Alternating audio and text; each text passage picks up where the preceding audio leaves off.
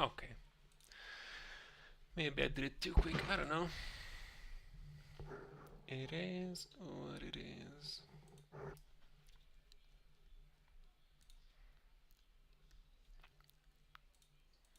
No, yeah, I wanted to check one more thing. Is it possible to check both chats at the same time? It's not like I'm expecting 1,000 people for each one, but like still, what if someone typed? Last time someone typed in YouTube, I think, and I was only checking the Twitch. They're on different windows, or eh,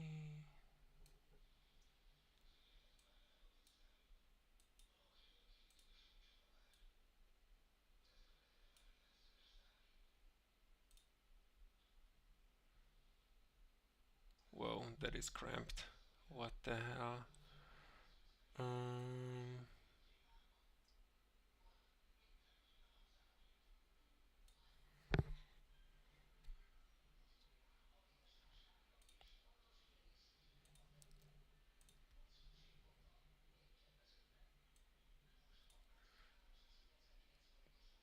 Collaborators.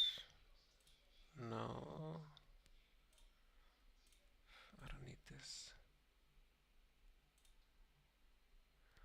Oh my god, what is this edit? Okay, chat, activity.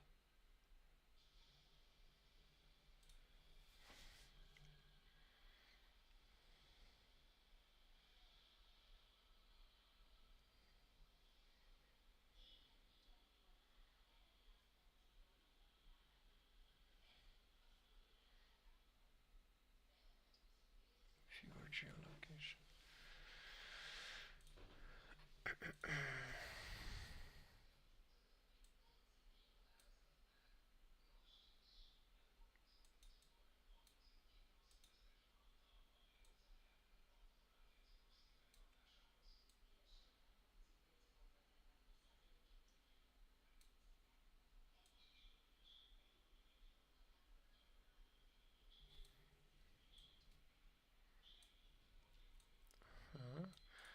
I'm doing some big math over here right now with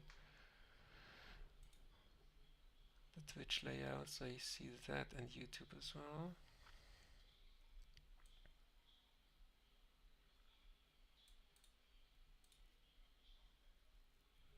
Hmm.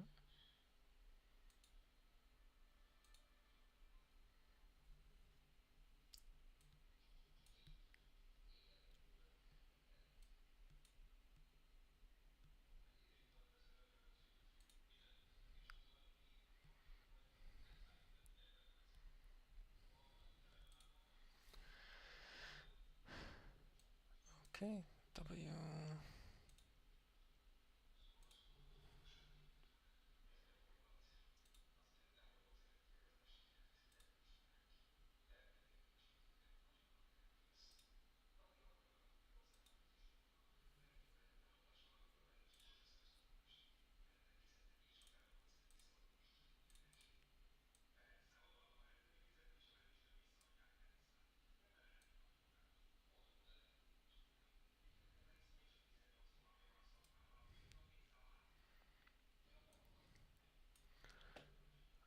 Okay, and YouTube doesn't have any options for it. Goddamn.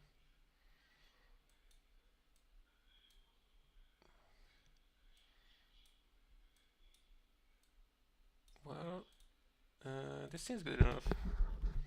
Yeah, that's comfy. And so now I'll be looking for some references.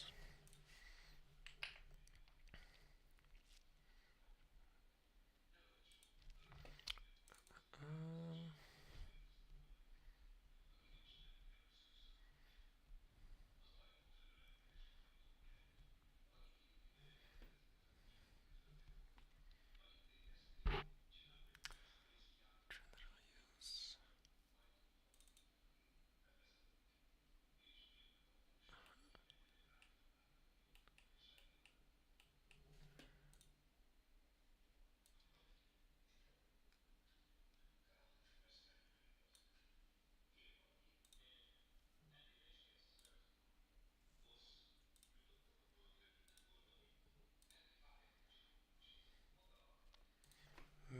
carry gear.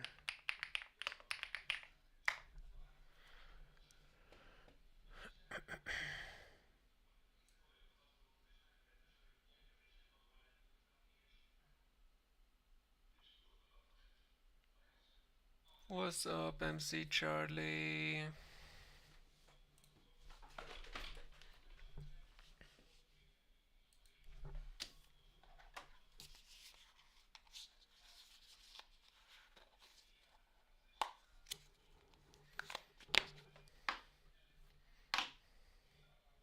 Freshness below. And then we lock in. Chat, lock in. Honestly, I wish I could stream the music. I think I'm just gonna raw dog it now without music, so I also talk maybe, so it's not just full silence. I have to turn this fucking bot off. I have this one Discord server where some of us are in, but we haven't used this in like 5 years at least. And I still have this Me6 bot set up so that it sends the notification for Twitch and YouTube. And I thought Me6 was like dead already. So it was a surprise when I first uploaded a video a few weeks back or maybe a month ago. And it sent the message and like, bro, he's still alive.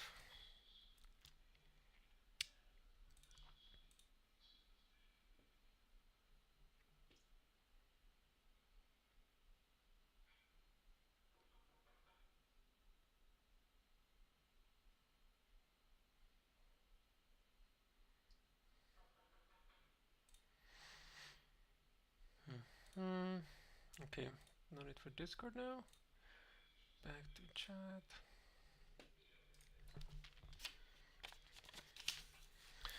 I'm also meant to post a quick tutorial before the stream, but didn't have time.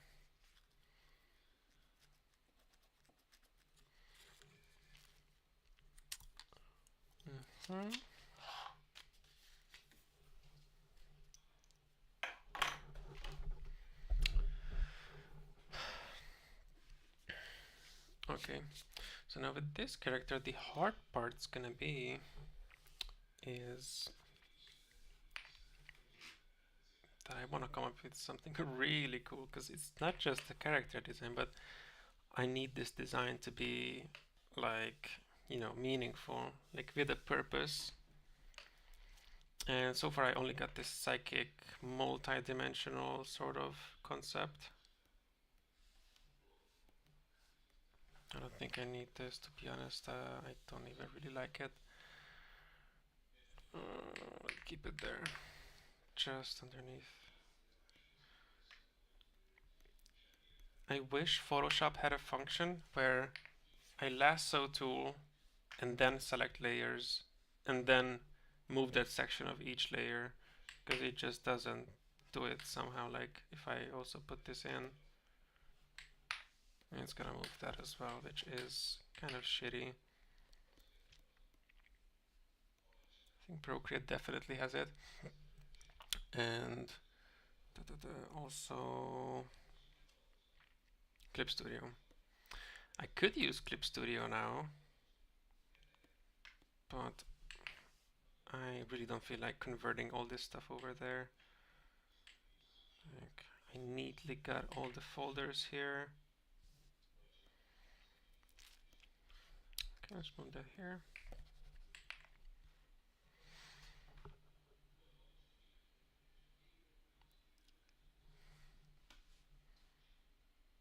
What?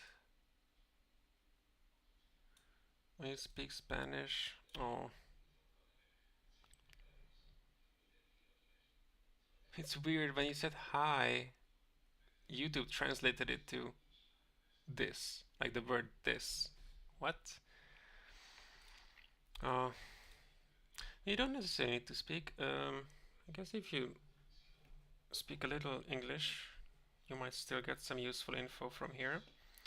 But otherwise, the real purpose here is just so you're also drawing and practicing.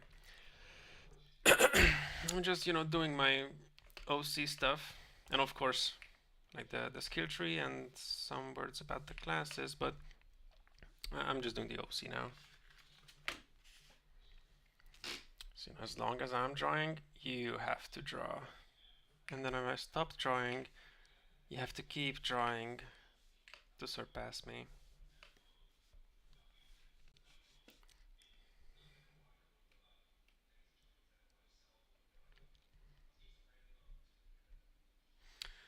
Okay, I'm getting some good military gear, but they're so bulky. So like with the previous ones, I'm probably taking um, like single pieces of armor, for example.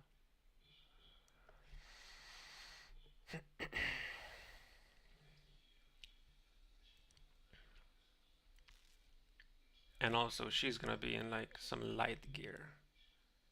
So let me look up light military gear. Maybe a cape. Oh my god, this looks really cool. I want her eyes to be like dangerous in a sense, like which X-Men character is that who shoots laser out of his eye? But no, it's more like Medusa, but instead of turning you into stone, she would be like looking into your soul. So she's gonna have some sort of blindfold or some specialized visor that looks good. Maybe even like a VR headset looking thing. Like the Meta thing that it has cameras on the outside. And like that's what she's looking through, so she doesn't make everyone go crazy around her or whoever looks at her. But maybe she doesn't need cameras because like she sees without without seeing or like without her eyes even. Blah. I always press the F12. What even is F12? I wonder. Like, no, it didn't do anything. F11? No. But if I select, no.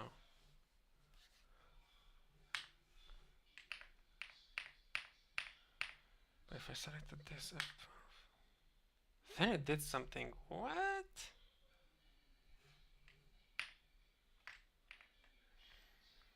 It's almost like it went back to a previous stage. Oh, wait a second.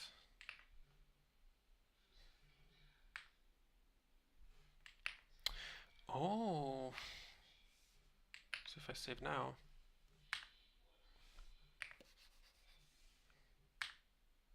So it goes back to the previous save. So we can do saves coming with Photoshop, it seems.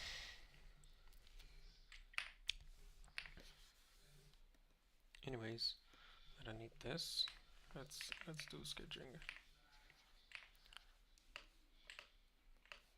So I kind of want to keep the same pose.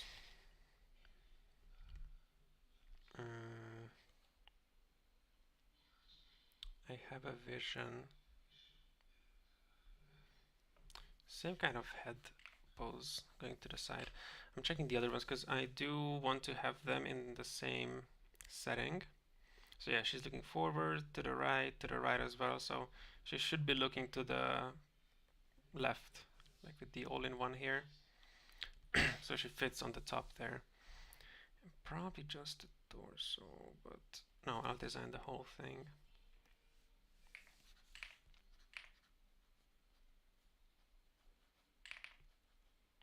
Also tiger references, holy. Snow leopard, that's what she's gonna be.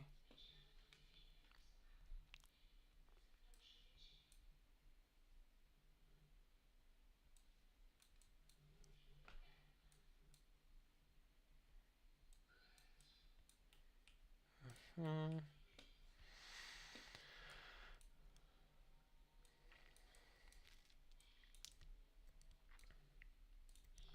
And she might have, like, instead of the regular patches, the patches will be eye-shaped. How cool is that? It'll be even cooler when I actually do it. Probably had this concept. It doesn't. It seems like I already thought of that, but I never got to doing her. What else? What else? One more reference. Oh yeah, this one. Good little side profile. Hmm?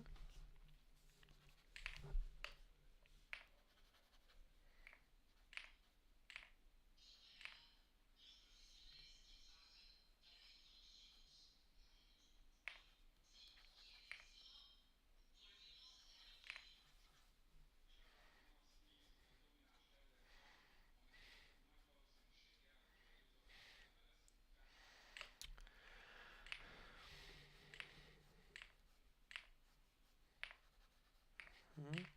So I want her side profile, but not totally from the side. Almost like a 3/4, maybe less than 3/4.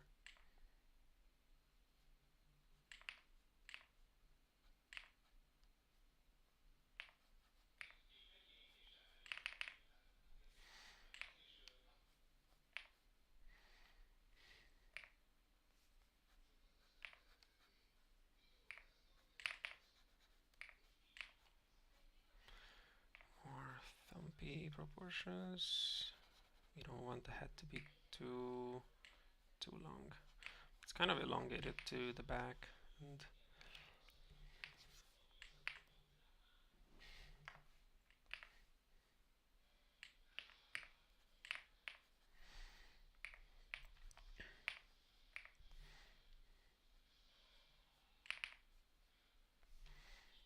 I'm just going with really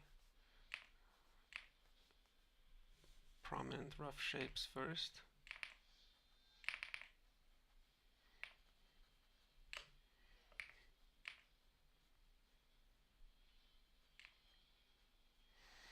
And also I shouldn't make her eye too detailed since I'm gonna hide it with blindfold, which is gonna be coming from like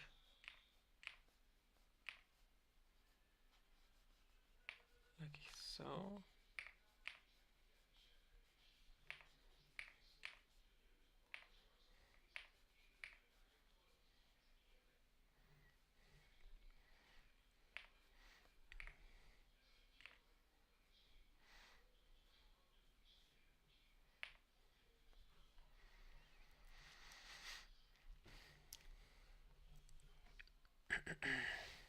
Probably had too long.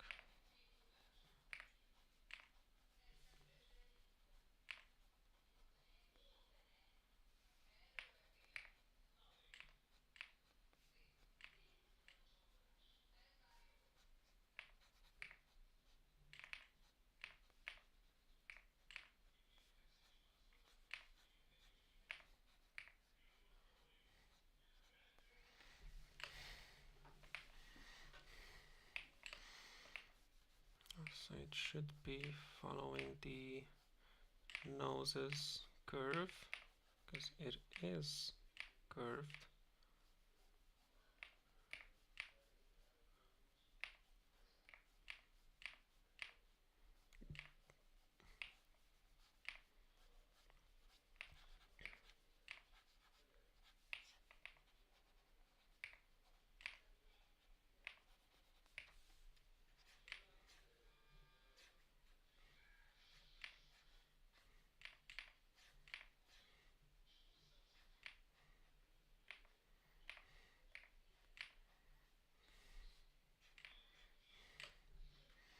No, one is enough for now.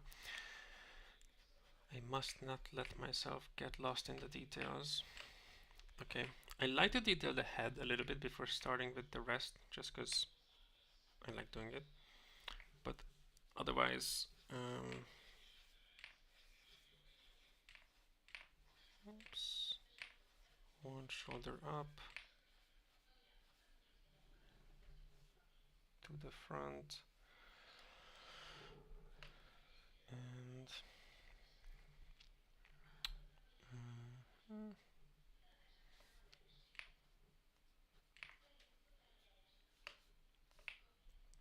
so let me put this inside. Maybe if someone's coming in later, they can also see the plan. So right now we are here.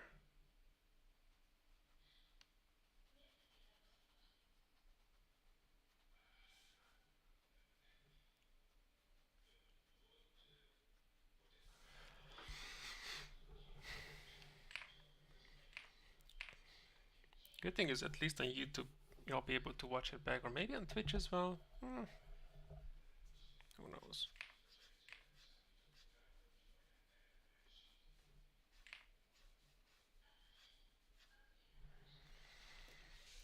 What I'm also looking at is, or will be looking at in a moment, is real life references for body type.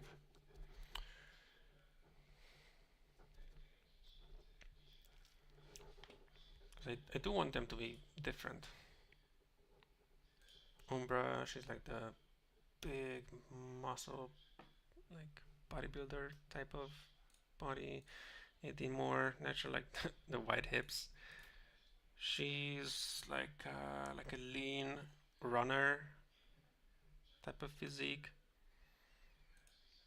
and I think I'll try to make her like an in between, so very broad shoulders, maybe narrower hips, and or like shredded low body fat.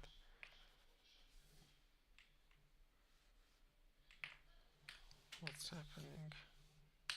Oh, I did it on the wrong layer. Bigger chest.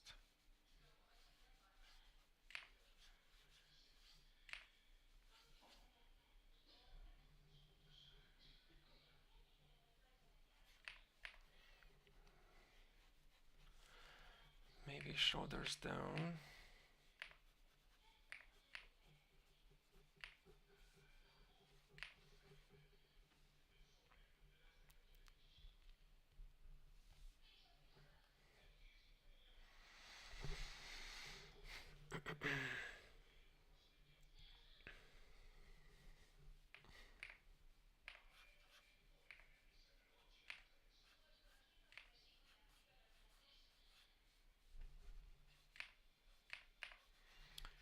This is how the rib cage is coming. That's always gonna be ending up at the spine, so at the back of the neck. And usually when I or other people draw this bigger shape, the one thing they don't explain is that it also includes volume that's caused by muscles. Like that's the rib cage, plain and simple. And these shapes will be muscles. So if the shoulder comes like this, the traps connect, the shoulders connect in like this.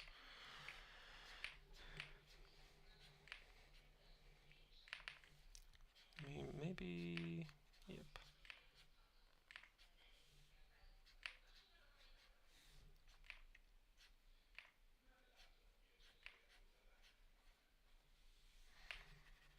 And yeah, first there's the bicep. Shoulder will be bumped out. I'll bump it out because it feels like when you lean the arm back like this, it would be flexing, hence the bigger size. And the chest muscle, so one collarbone, the other one kind of running there. And then the chest be connecting down here.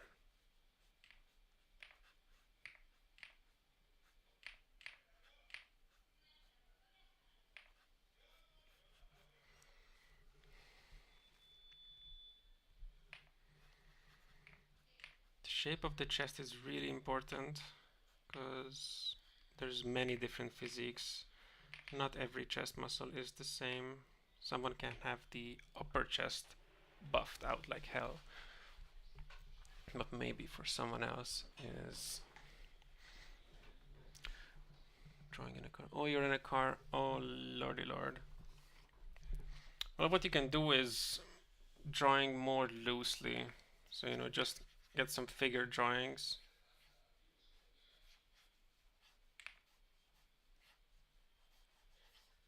Go loose. That's what I did when I was on the plane. It was still really difficult, I must admit. But you won't have to worry about the cleanliness.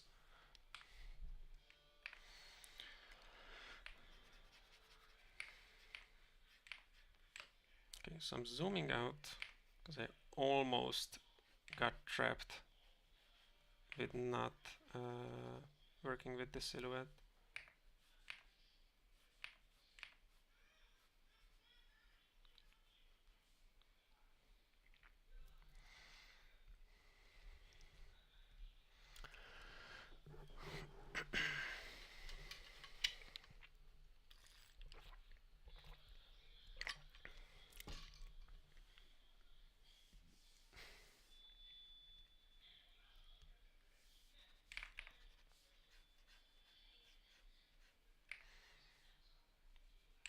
And also, so yeah, the bicep here,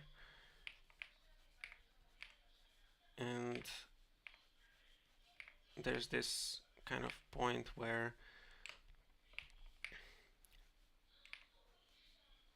the chest, the bicep, and the shoulder meet. Of course, if you make these lines very prominent, it will almost look like robotic. So that's why you gotta do some transitioning. So shoulder, here's some contact shadow.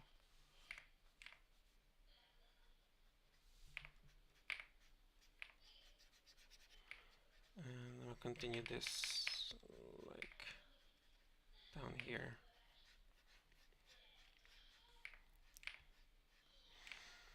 And so first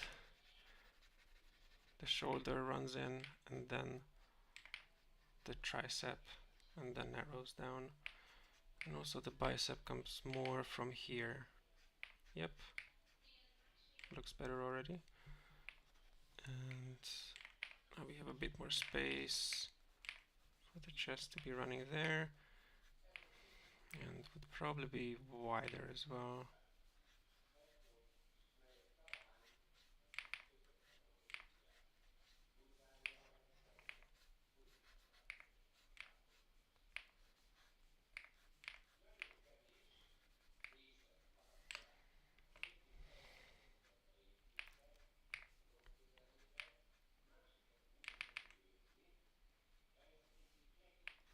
Okay, and here is the back.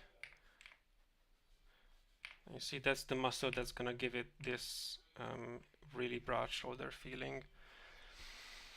It connects from the back. I think it even shows on here. You see, it's this muscle. So previously we watched it from the front, where so bicep and the chest somewhere there, but that's the muscle that like stretches like this and gives the back silhouette from the front view. Or wait, is it this? Probably this. Like, yeah, like the muscles connecting into the shoulder from the other side. Remember, it's muscles gonna surround the shoulder from every angle, otherwise you wouldn't be able to move it only in one direction. One direction reference. Wait, say that again. Maybe it's too much, but you know, it can be too much. If it's way too much, then I'll just remove it later. Like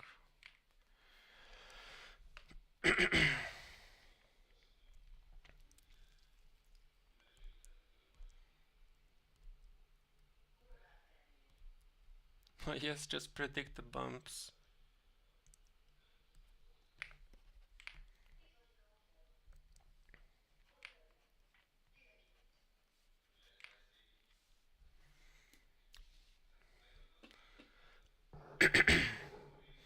Also looking for some poses, some interesting poses. Maybe I would redo the whole pose, but this should be more about the design.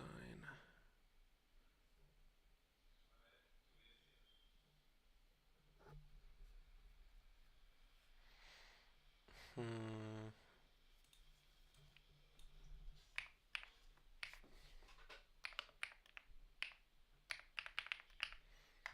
You see a blindfolded monk reference.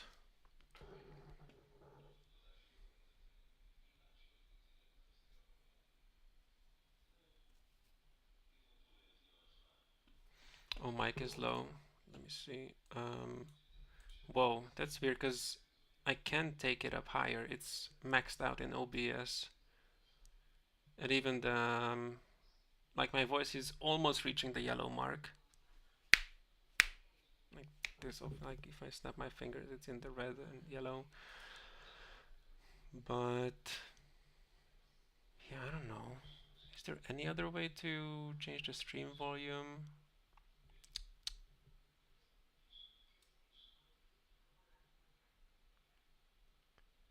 Wait, if I talk, blah blah blah, I'm checking my stream. To me, it seems good on the stream preview. I don't know.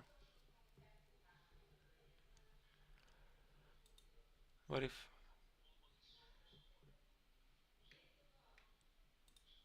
it could definitely be louder? Hmm.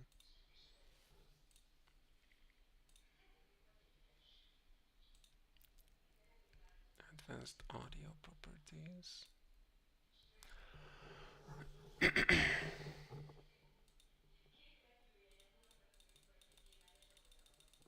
Wait, let me.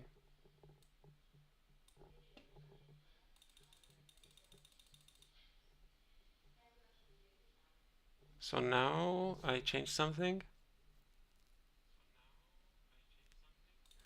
Maybe a bit more. I added 3 decibels. Now it's at 6.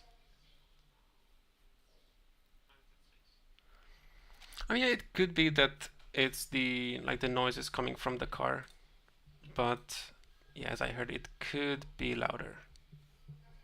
100% especially, like the option should be there. But now I feel like it should be much better. 6 extra decibels, that's something. Yeah. Oh my god. Bruh.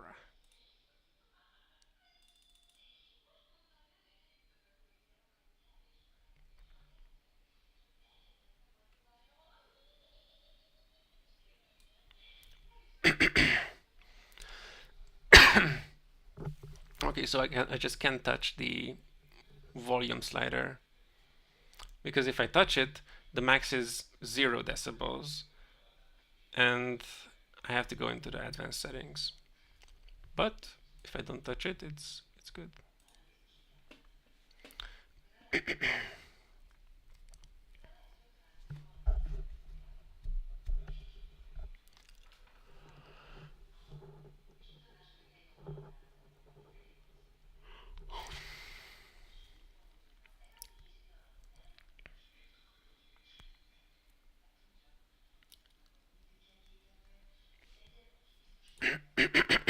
Okay, I feel like maybe there's something I'm missing with the head.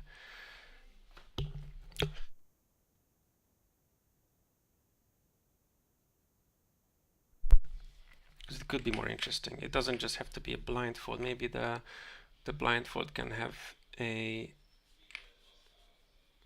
different shape.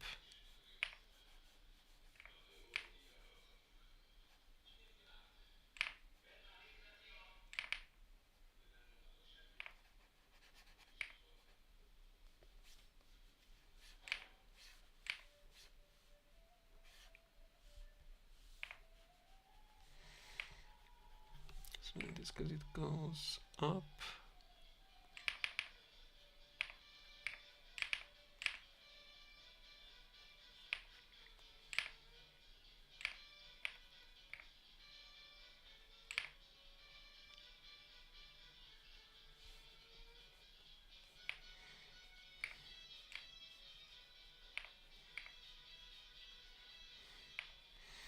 And there's the cheekbone. Yeah, you could like go above the cheekbone and then here's the tension point.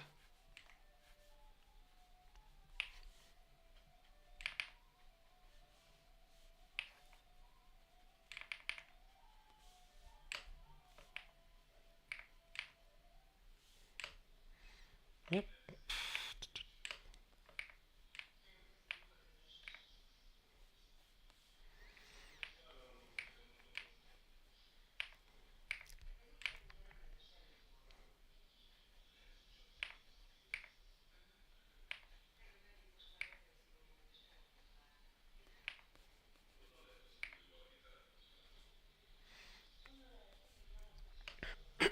Nice.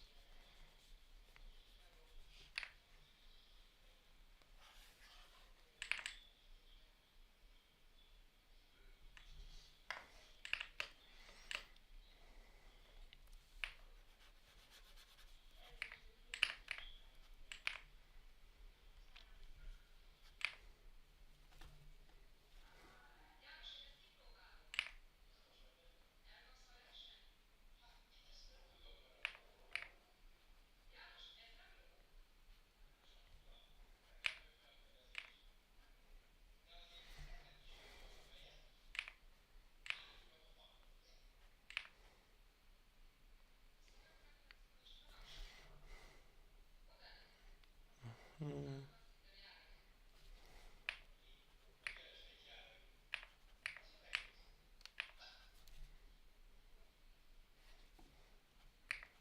I'm genuinely like holding my hand up, like in the same position, checking the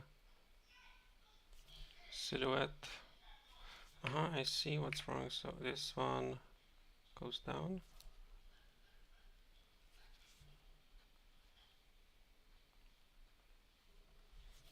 Hmm.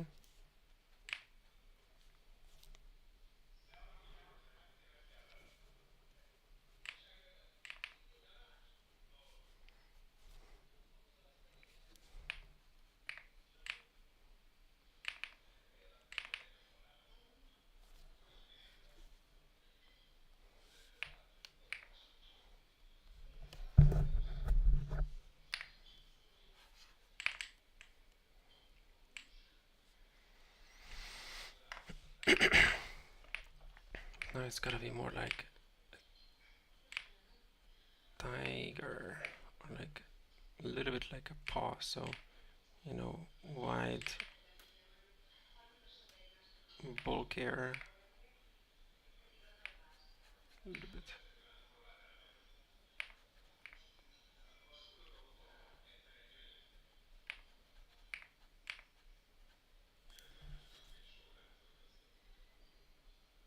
Hmm.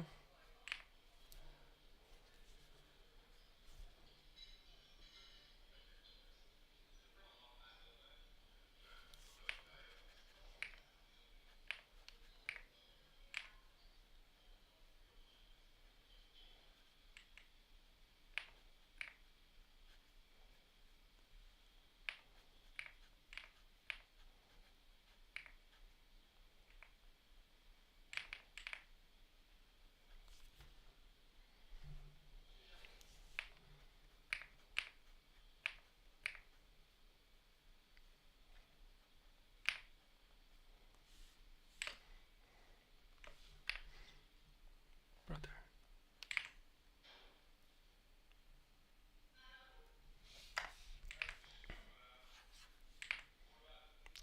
Even size looks good. Another trick. It's always easier to start with the hand because you'll immediately see if it's correct, like if it makes sense to be an certain position from the head, and then you can connect it with the limbs. And I'm checking for the pose. It's a little bit, I mean, it's like this.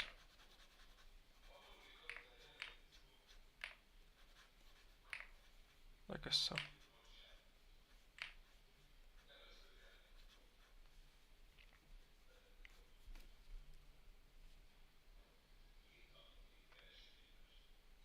Hmm.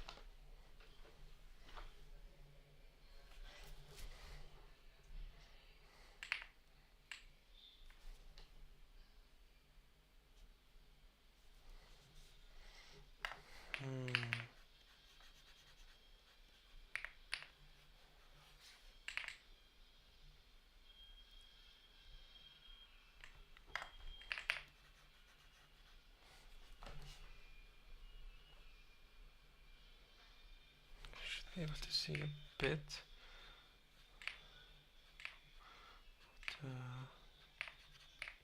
This part.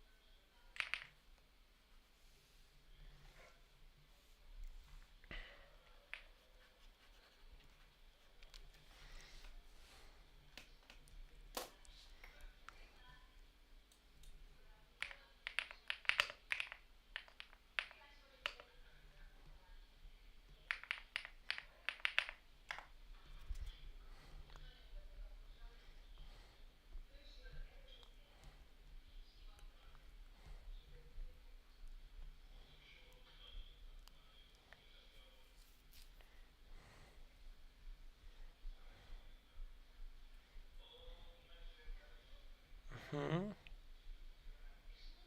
I think I see what I'm missing here.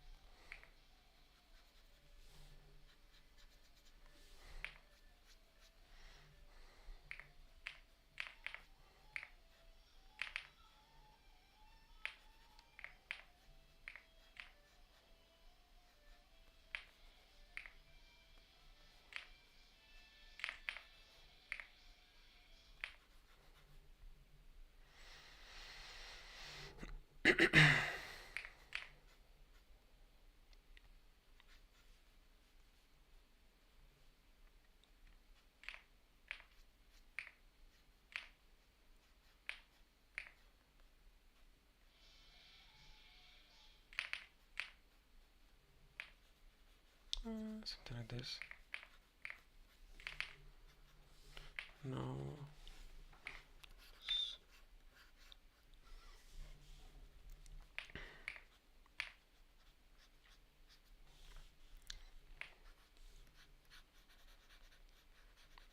Too much detail, maybe?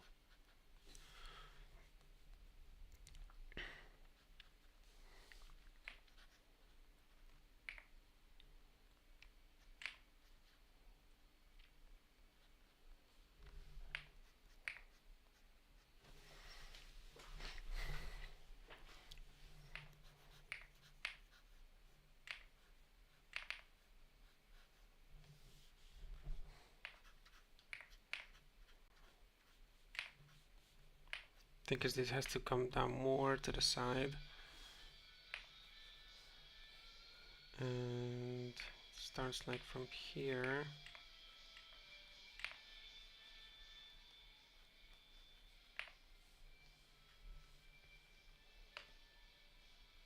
Yep, I think so.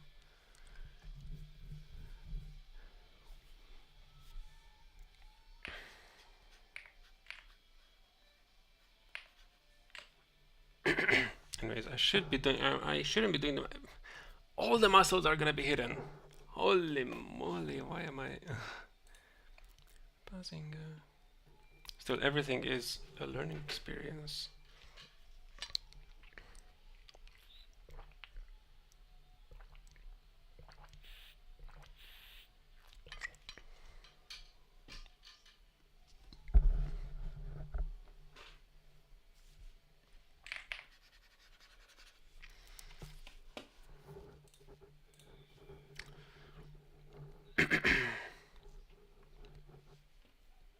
Fuck, I do need music.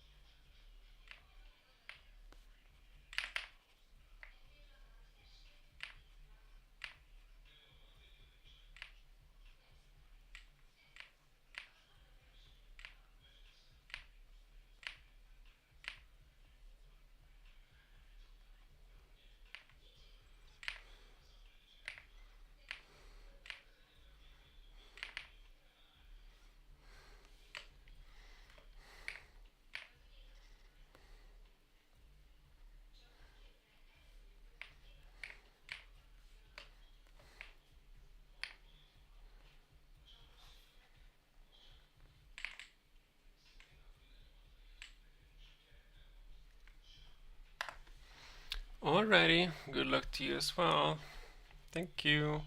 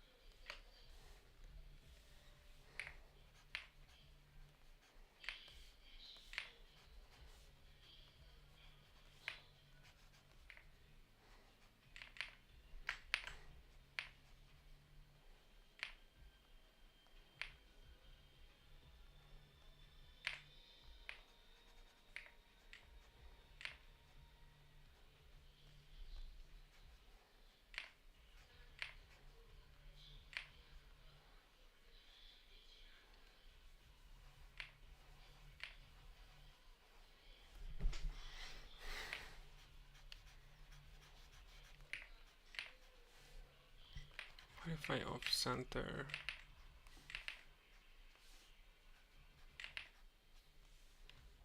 Hmm.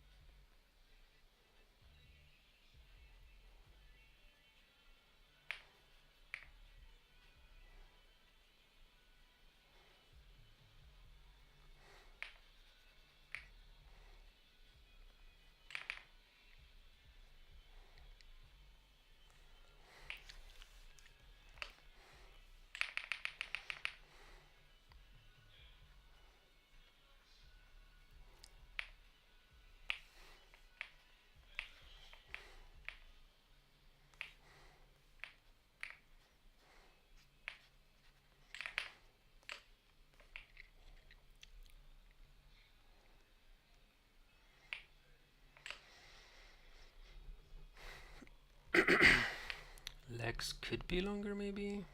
I don't know. Let's find out.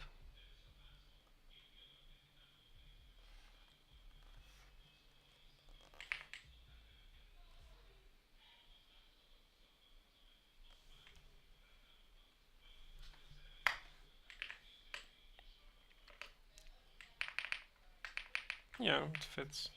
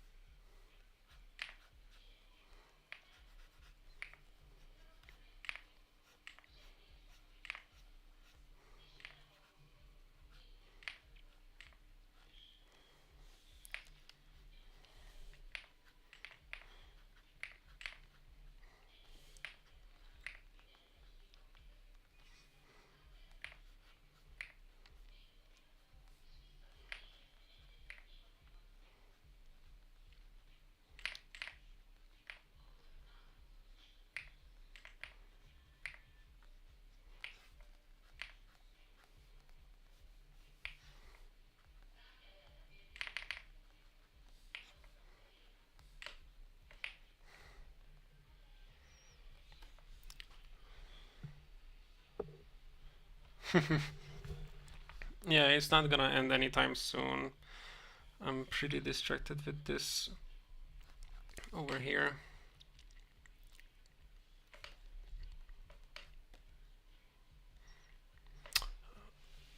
I just realized I was drawing most of this with the mirrored canvas. Not like it matters, but I think this angle fits her better. So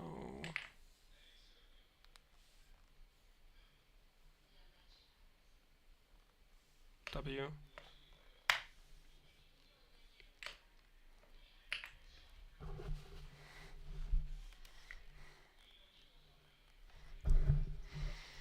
Now more clothes.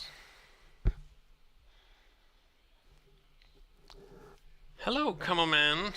What is up? I'm just designing this character for my OC squad, and then I'll touch on the skill tree.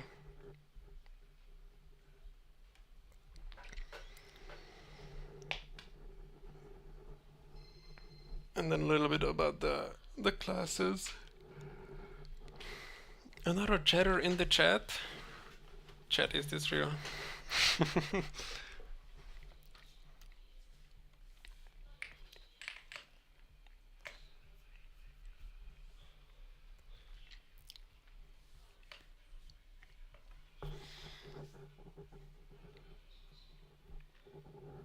Honestly, you gotta at least see what bangers I'm listening to. I think one time I made like a little cutout of. How do I make that? Hmm.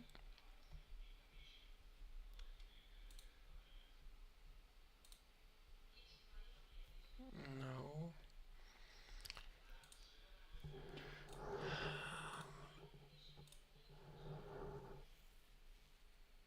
Mm, display, no.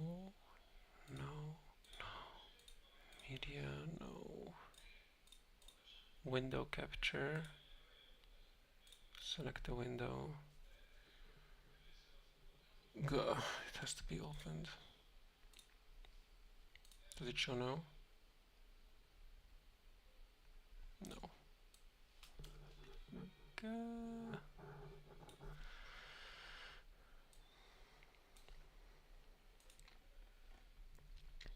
Oh wait, I can do this. Okay.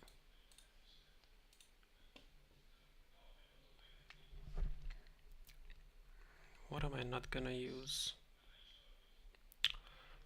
I think I'm fine with the brushes. Grim Salvo is such a banger. Oh, it can be really small. Okay.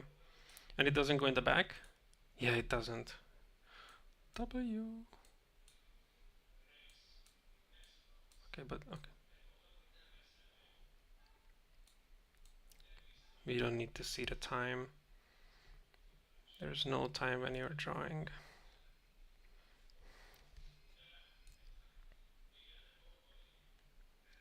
Oops, does it?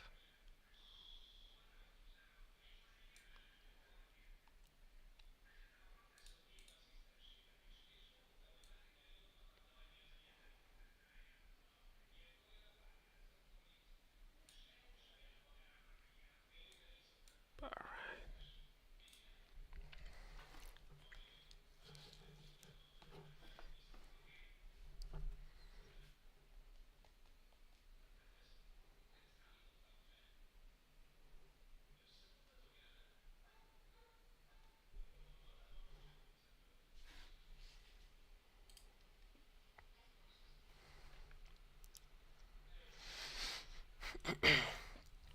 Full body anatomy. Yeah, if you watch back the stream, you'll see that it's a process. I mean, also here I'm really looking at different designs, and I don't know why the music is not going. brother. So like on my other monitor, I'm switching between a bunch of designs. So I looked up psychic designs, military gear, like light military gear. That's where I got the cape from. And now I'm thinking what kind of gear I should put on her. So because the whole squad is like a special ops, so I do want to put some sort of protection on them, maybe like a tactical vest.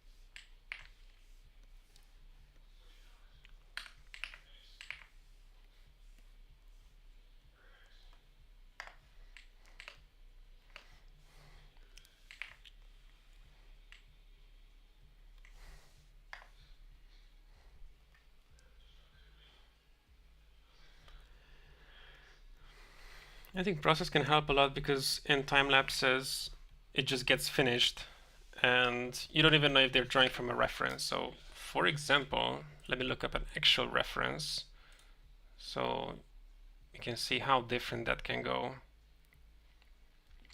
Because from memory,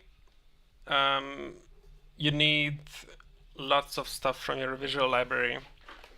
Like as you're drawing more from a reference, it basically gets easier automatically because you don't know how thighs look and how different proportions behave. So that's why you want to draw as many different body types as possible, different height, width, different shoulder length, and slowly it like integrates into your brain and you'll get a better and better feeling of how do I achieve this silhouette for a body without messing up the anatomy.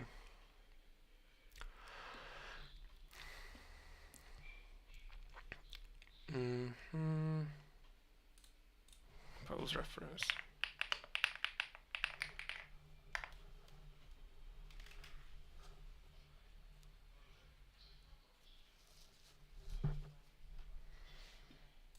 Pose reference.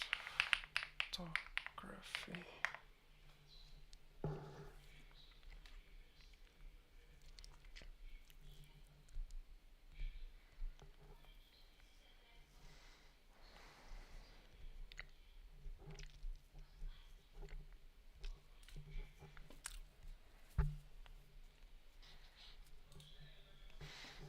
I want to say something interesting that might be able to fit these tigers, like little kitties.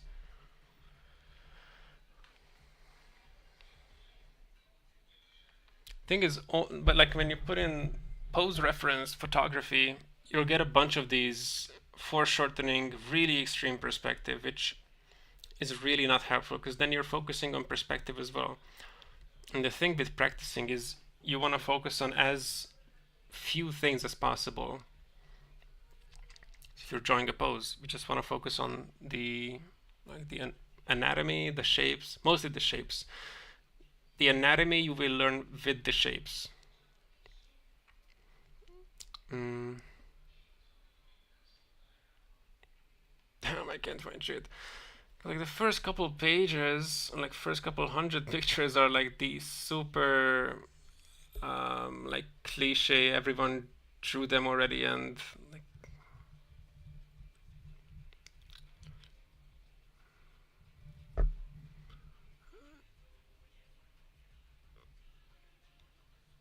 or like extreme ballet poses.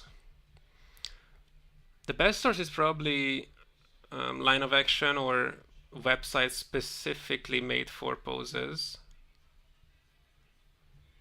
because they're more natural in a sense. They're mostly taken from the same distance.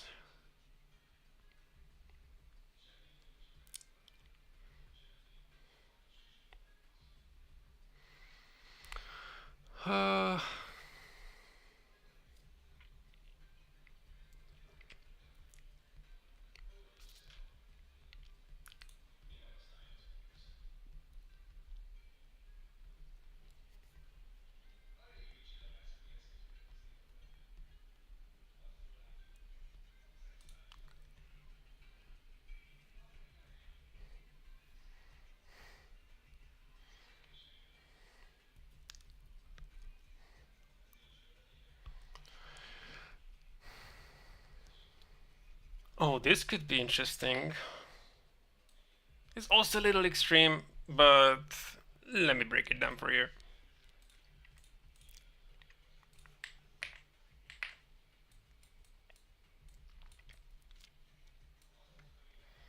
So at least the perspective is not the craziest thing ever, but it's mainly the overlapping that can prove difficult here. Let me see. Also, if you're drawing on a paper from a digital reference, you gotta make sure you're facing the reference. So imagine, you know, there's the whole screen, my head is facing this part, but when I'm taking any kind of measurements with my stylus or a pen or anything straight, I gotta be facing here. I move my head in front of the reference picture. And same, if it's on the second monitor, then you have to position yourself on, like, in front of the monitor, because otherwise it will get skewed. Like, here's your monitor, how you should take the reference. Here's the dude. But if you're looking from the side, like, you move your head and it will get skewed. And now it's not the same reference. Now if you take this angle between the two hands, like, you draw it down, and you know, if you take every reference from this angle, first the whole picture will get skewed proportionately to, you know, how different from an angle you watched it from. But, you know, you draw this angle, then you go back to a proper angle and you measure the legs. So let's assume this was the wrong angle. Then you measure the legs, and you'll have different angles for the hands and the legs. So here I'm going to take this angle for the shoulders, but if I move in front of it, now that's the angle I get. So it matters a lot. If I kept this angle and did everything properly, then something will not work. It will break sooner or later. So just take your references properly. What?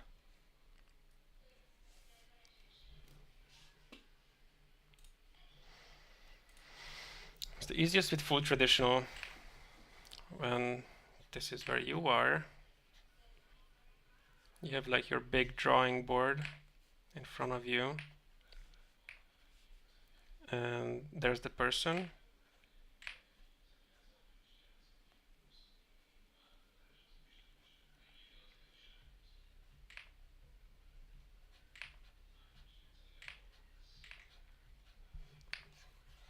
Something like that. It's so unnecessary for me to do this right now, like repositioning and making a whatever pose this is. But you know, you extend your arm, and in your little hand you hold your pencil and measure an angle. Then you look at, you keep your arm straight and move it in front of the reference. So that's how you can like copy your field of view. As you see, that's your field of view onto the paper, and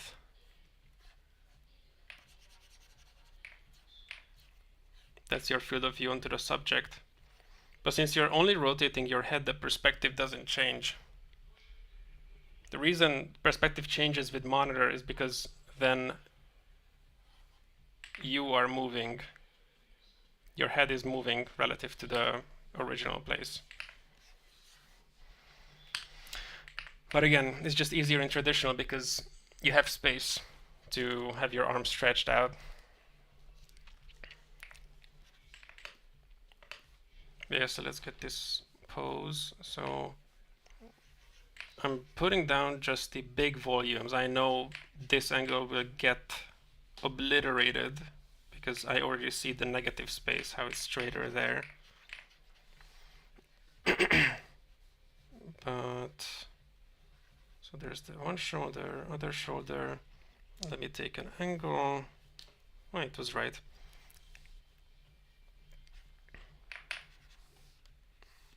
I erase because it was messy and it bothers me. And I'm mainly doing observation here. Measuring is one of those things that you need to do in order to make your brain used to these angles. At first, what most people do, and I see it in action, that most angles people measure is like just a little bit off. Just like when you're taking it from like the wrong angle. And so you might just look at this shoulder and maybe you guess an over-exaggerated angle. Our brain usually over-exaggerates because we have a sense of horizontal, and because we're not used to taking these angles, all we see is that it's not horizontal, it's above horizontal. But pinpointing the actual angle, it takes practice by just eyeballing it. Or sometimes you have to eyeball anyways because it's quite difficult to measure curves like these.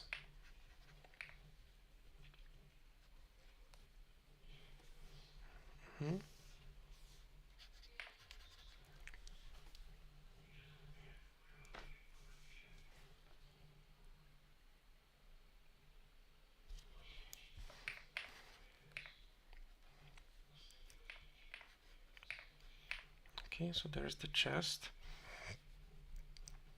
And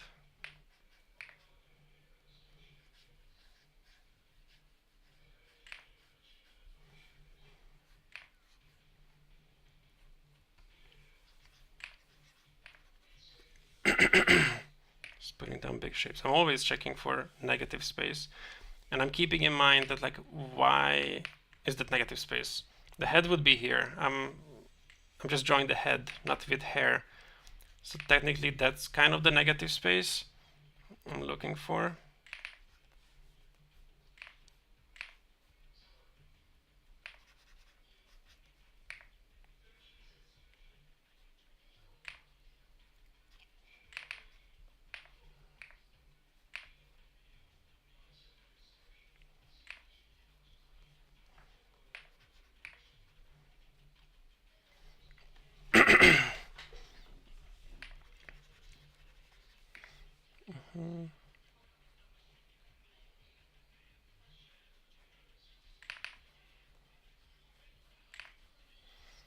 I really just need the mock-up for the head, because I will change it to a furry head.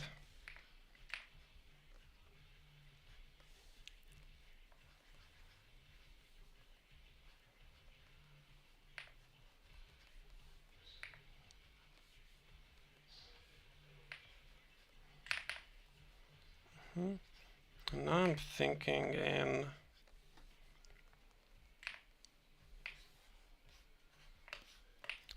rotating can help, because if you're looking at it from such an opposite angle, the head gets abstracted, and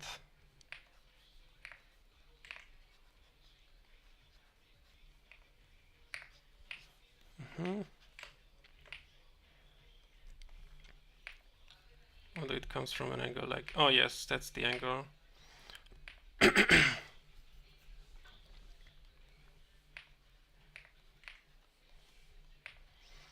That's the collarbone.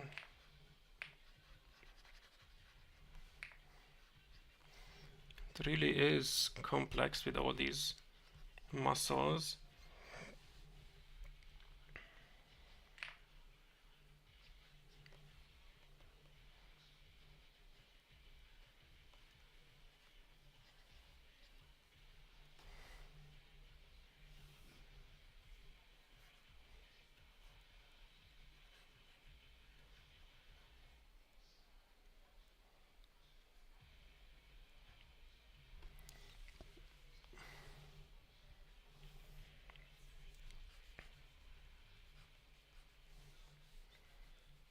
let's make sure this part is right.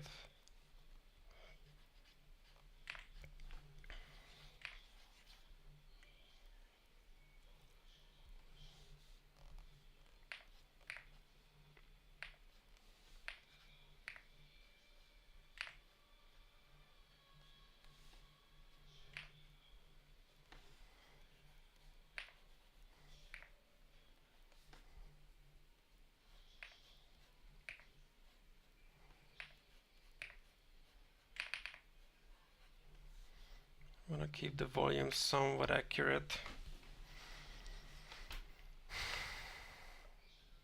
The head seems a little small, but that could also be because of the hair missing. There's the brow ridge. You can see, let's study this head a little bit. You see there are the little different planes. There's the brow line, nose ridge comes in. And since it's going in this direction, the middle line that starts from here becomes the side profile at the end. These are the little telltales you can tell the angles by without explicitly measuring them. So, you know, I go like that because the head is in that position, not because that's what I measure or that's what I see. You kind of see, you have to see what's on the reference and not what you see on the reference. It's a little wacky.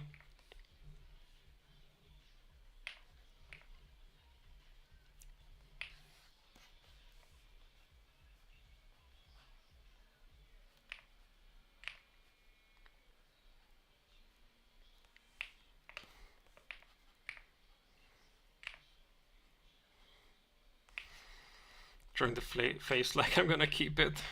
Lemao. Also, jawline, then the back of the head. But feels too small. It does have to be bigger. Is it? Wait, I see what's wrong. The face part is small.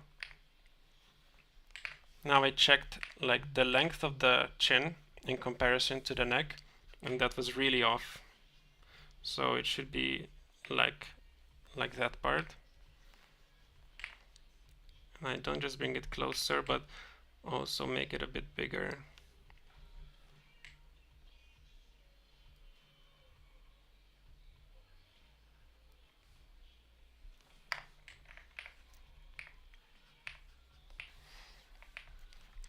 Of course, my brush is really rough, so the only upside you have with a pencil in traditional is that you can go much looser like this.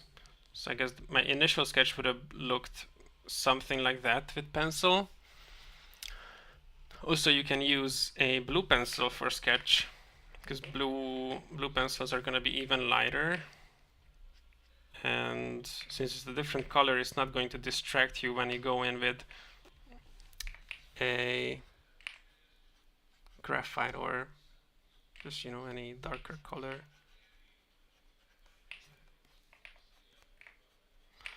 I'm probably stylizing already a bit with the head. Anyways, I'm not gonna bother with that too much. The arm goes down much lower. And still, I set up the perfect proportions, whatever's on the reference. I want to understand the reference through and throughout, so that when I go in with my original stuff, I can change the proportions like a character creator.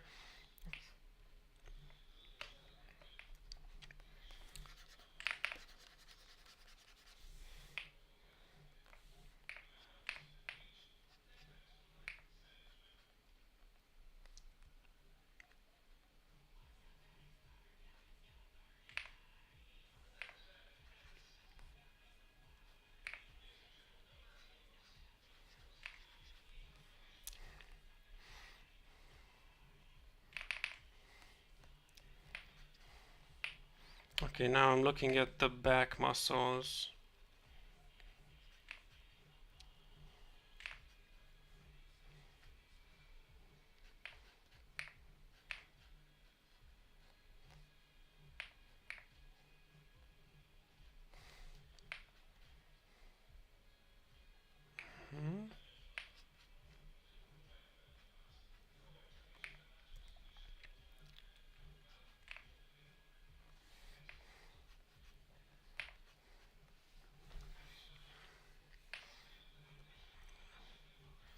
And if this is where the shoulder is,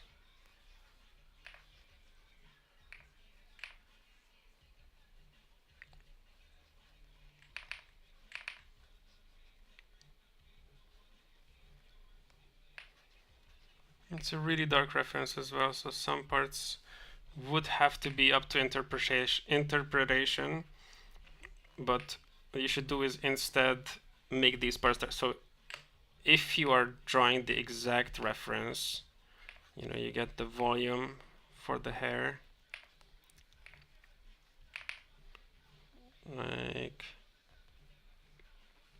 like this, and you sketch it in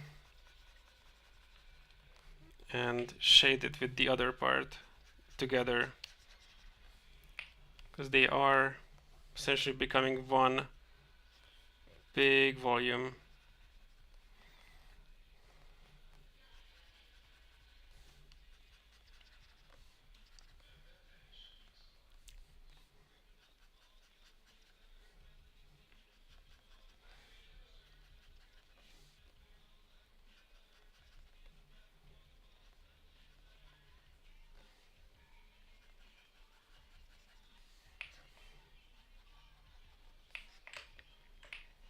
Something like that. But oh my god, now I can't go back because I made so many individual lines. Let's see. Whoa. W save.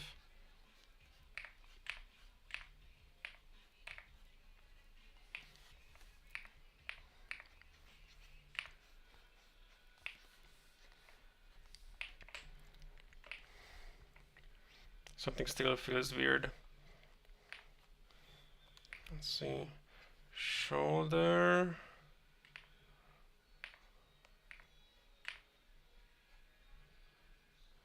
Then this back part. Then this part and the shoulder.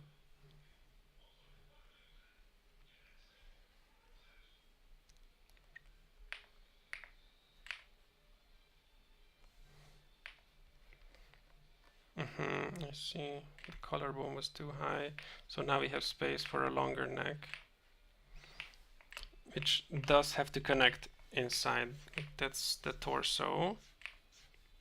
It's like the box that's closing the torso in a curved box.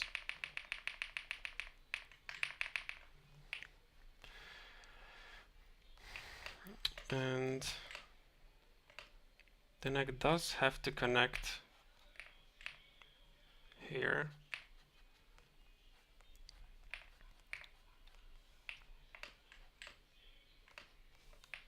Also different angle for the chin, which still doesn't matter because I'm gonna change it. Anyways,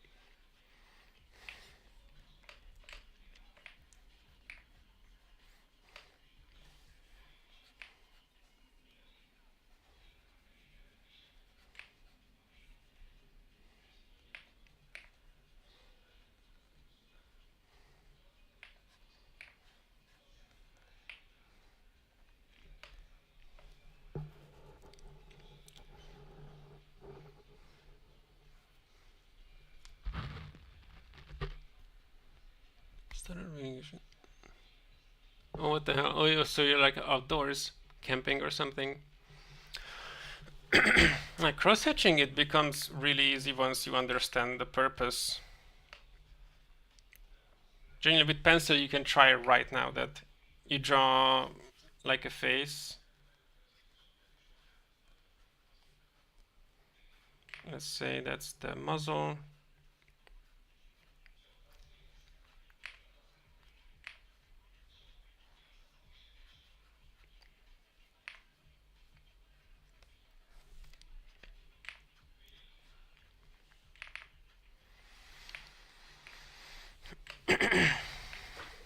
and you give the whole thing like one go. With the with pencil, it's gonna look much different. And then another go where you have more shadows.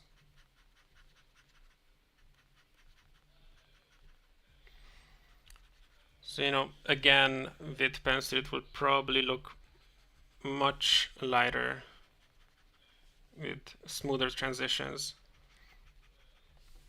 We have another shadow there.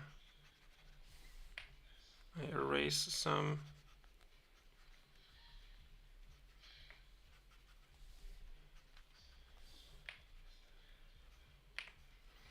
I would not have drawn so strong. Then it gives it a base tone, and then like start thinking in 3 dimensions and like as if you're painting.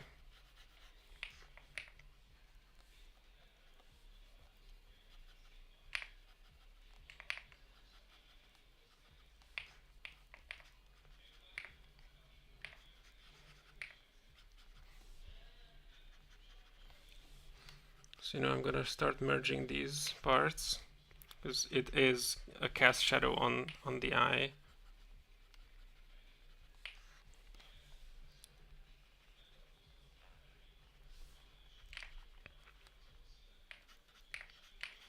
And you can go out of line, like it doesn't matter.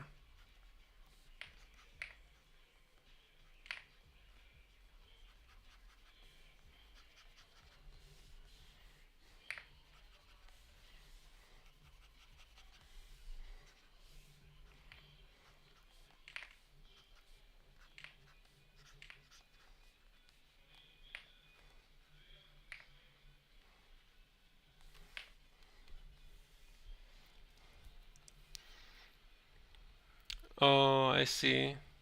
It's a classic drying your clothes outdoors on like a rack.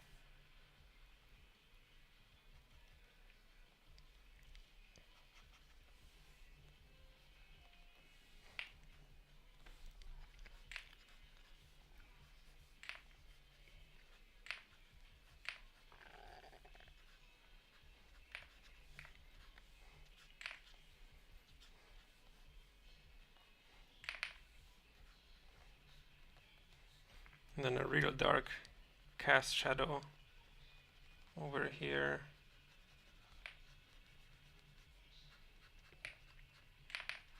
Might have to make it a little thinner neck.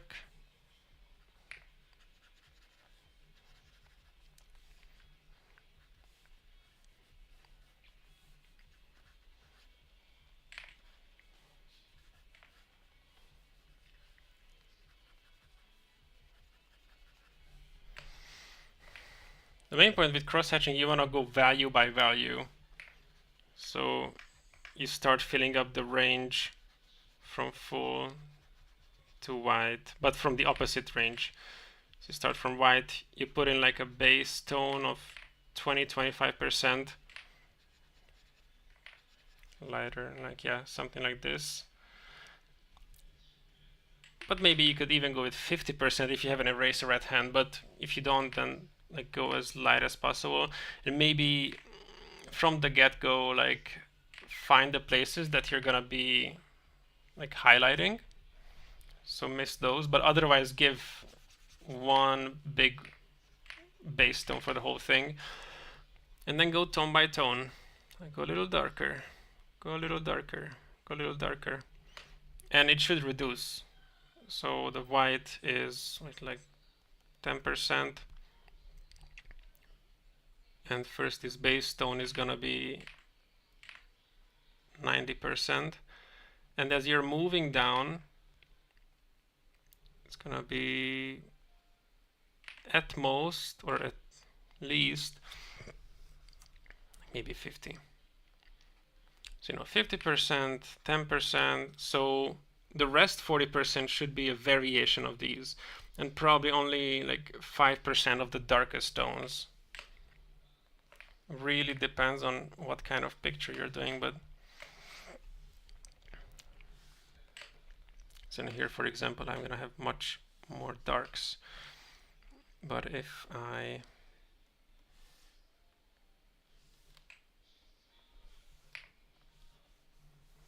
fill it with black,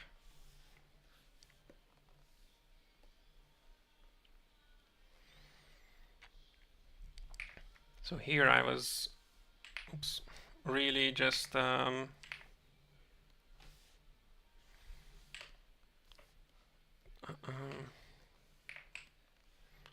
you see the range. Okay, this is black, but because it's a flashlight kind of thing, I leave the darkest parts, like the bottom 20-30%, to the edges. Should be some more here, but it's unfinished. And then, I mean, most are here because it's a flash. Maybe if we can hold this. Bruh. You know what? I should just.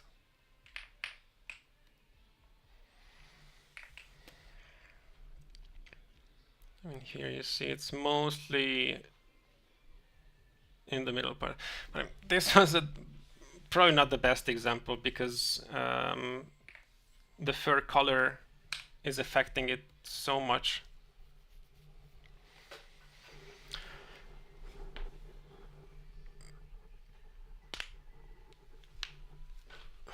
But it's still valid that you want to use this kind of value range for almost everything.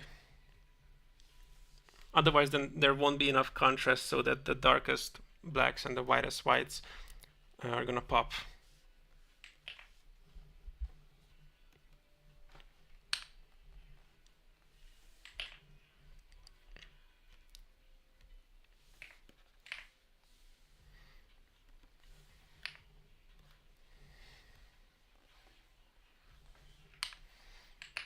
Holy shit, this is kind of Dookster. I'm gonna cheat a little bit.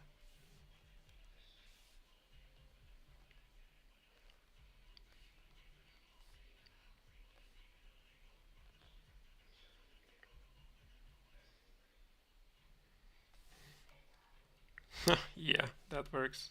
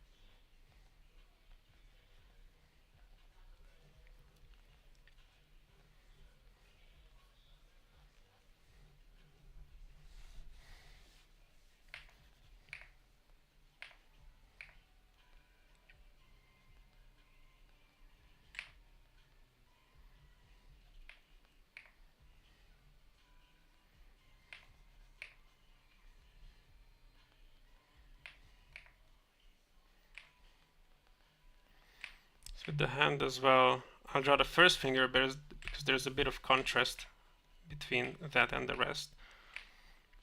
But these, I'll just, let me see, this is a different angle.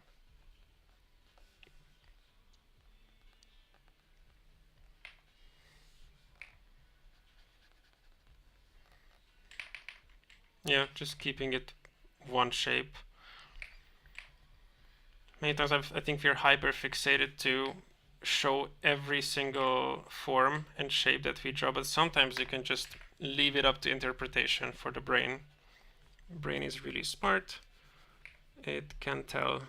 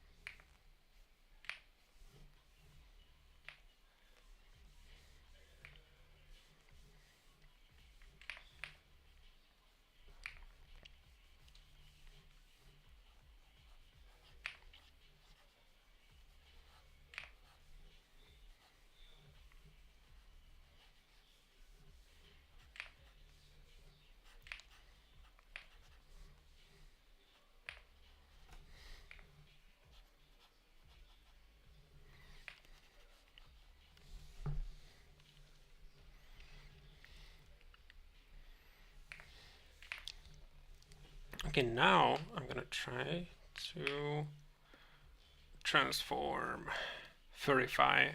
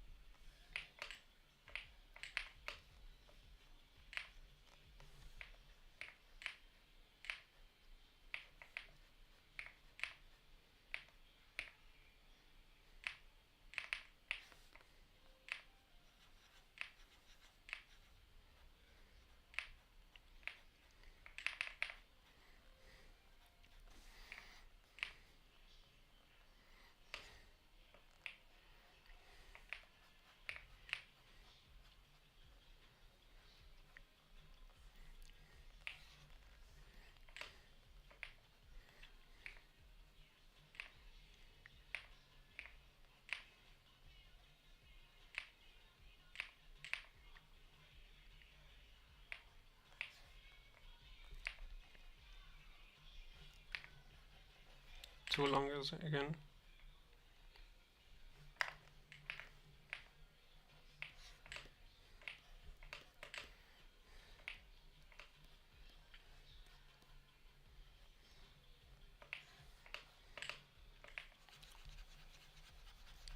Let me simplify this a little bit.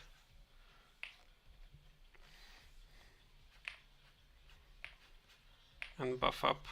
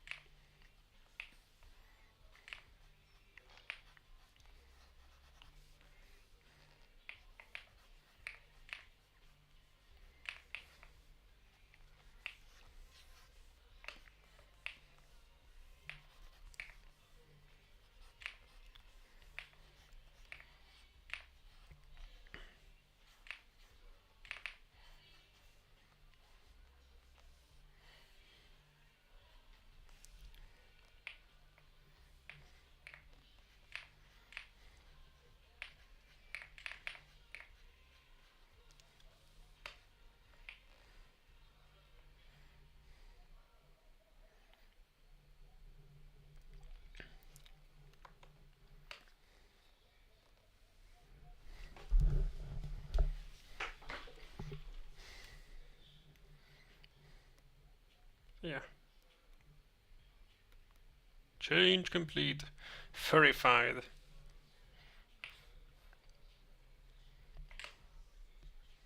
Tail is missing. Oops.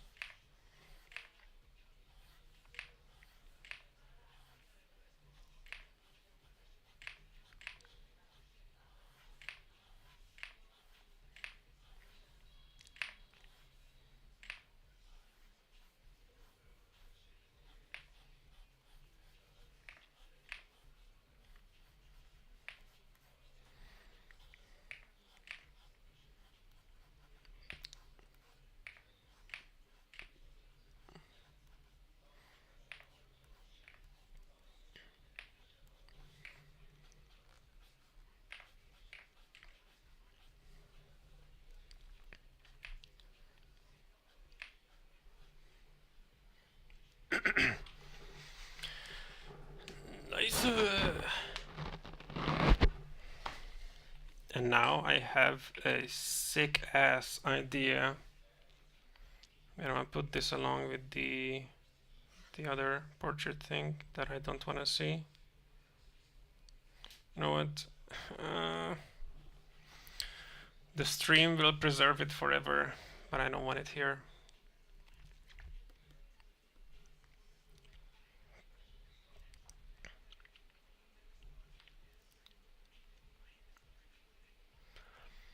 The stiffness is usually because of the angles. Almost always. So like these, the fact that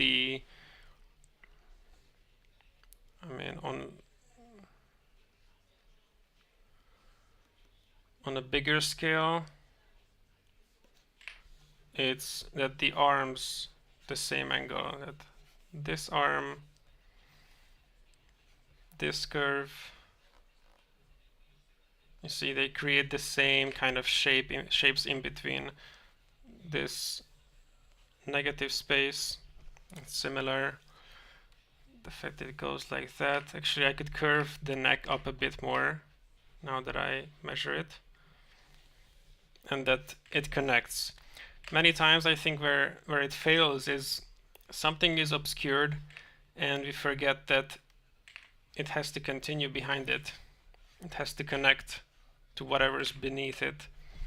If you check this with some drawings, you might see or find examples in your drawings that something's being obstructed and it doesn't continue behind it as it should. It's mainly these angles. Literally, like here's the stylus or pencil. Like it literally can be anything. And you just hold it, or put it on a different layer. So you just hold it and measure the angle in front of the reference, and then you go over to your place. You have like a starting point, and we see that it's actually not right, but I think we can let it slide in this case. But we can check what happens if I correct it. Let's see this one. You check that angle. Go in front. That one's also like a little bit off, but you know, I didn't draw it exactly as the bones go, but I already modified a bunch of parts, especially the back. But I would also be taking this angle. I measured this and then check that one's right. And it looks like a painfully slow process, but again, it's the learning process. That's how you're training your brain. Let me see. Actually, it does kind of fit. Like this could be drawn like this. That's technically where the shoulder is, and you gotta choose a solid point.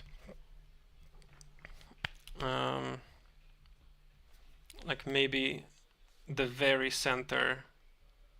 Don't care about these little changes in and out, or like more in.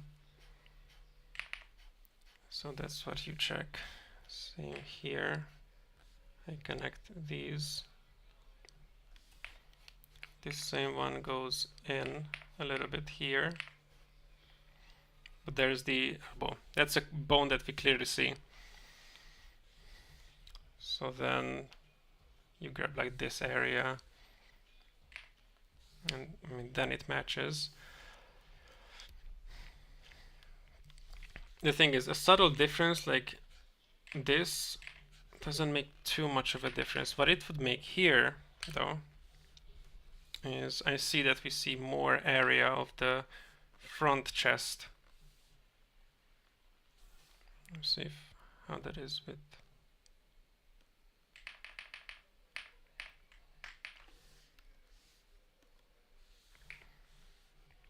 So like here, you see this area. It doesn't really match here. It closes in a little sooner. But this is like a 1% difference. I think usually when measurements are not right, they mess up bigger proportions.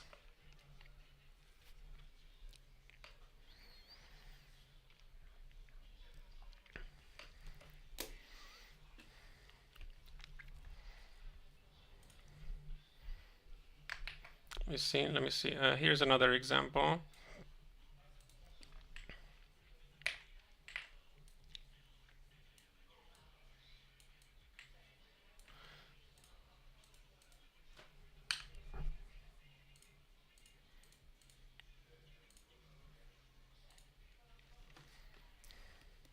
So just checking the early stage here.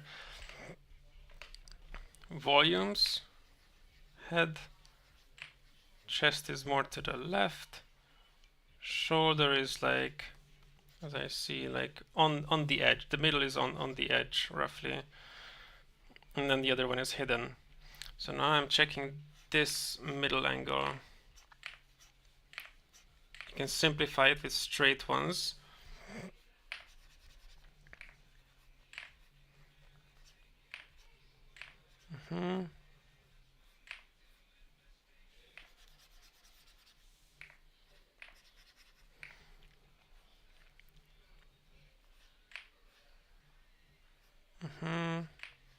I'm checking the chest here. Okay. The planes, a mixture of understanding and measuring. You see, now this angle seems too off. Let me draw it more off. So if you go straight down, for example, it will look quite unnatural. Let me go. I'm measuring the eyes, like in what angle the head is rotated. I'm just drawing it through so I can find the middle line. Chin is here. And you know, this is a 3D shape. So there's like the connection line or connection point for the neck. They have to end up there. If this line is here, it's gonna look weird, like too thick of a neck, but let's say it like this. The neck is not too thick, but the brain can kind of connect that it's not gonna go in the same place.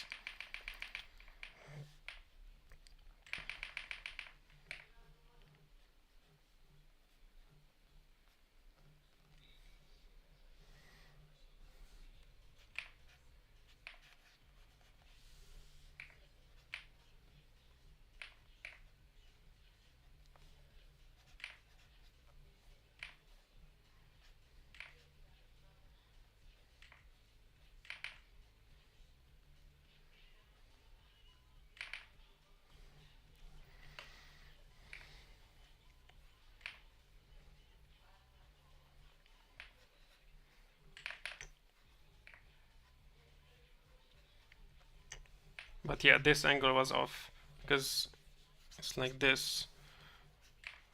Because that's the understanding part, that you might measure one way, but you see that it wouldn't be possible that way.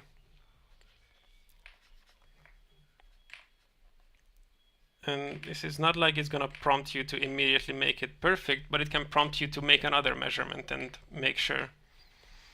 That's what you do basically. You recognize that you have to work more on something,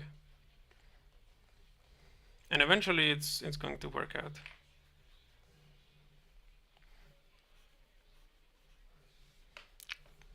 Arm angle. You just put in something like this. You put in some basic volume, and you'll see if it's right or wrong. So it takes only a couple of seconds to make a quick mock-up. So if you mess this up in 20 seconds, it's just gonna take another 20 seconds. You're not going quick here to rush, but to see like a vision of the end result. Like a quick confirmation that, okay, good, continue. What I'm sensing now is, let me see this negative space. You have to go more like that. And the arm needs to be lower. I'm actually just gonna erase it. You see there's the chest. Goes down. And then the shoulder comes out. You see the horizontal placement kind of was good, but I placed it too high up. And like if you take a snapshot here,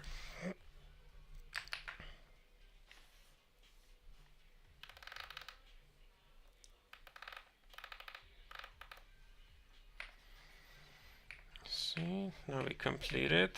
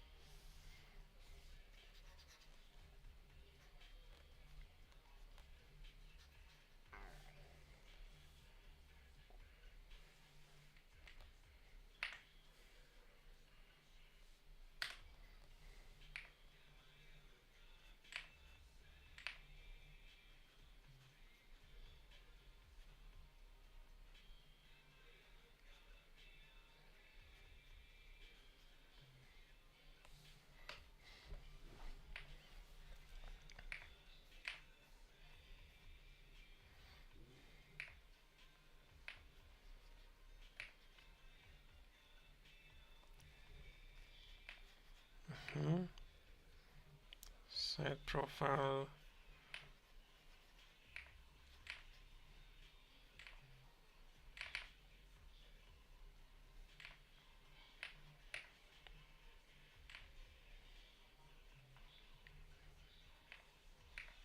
This neck muscle is really flexing there. That's why it has this outward angle. You see, you might see this as like, okay, how does the chin come? It's easier to look at silhouettes. Bottom of the chin, simple like reverse V. And if we add this crease,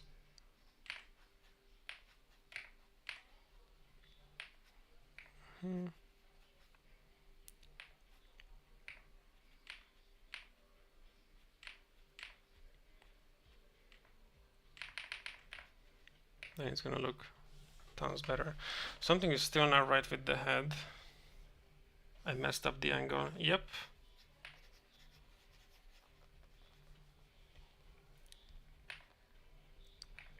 The neck was too thin.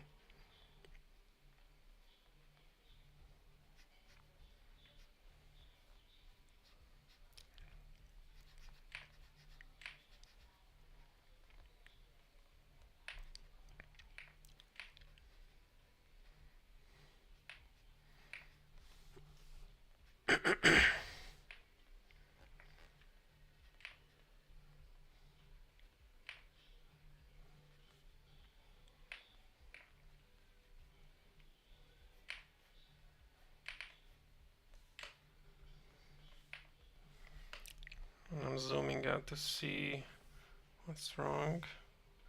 I'm unbelievable to hell.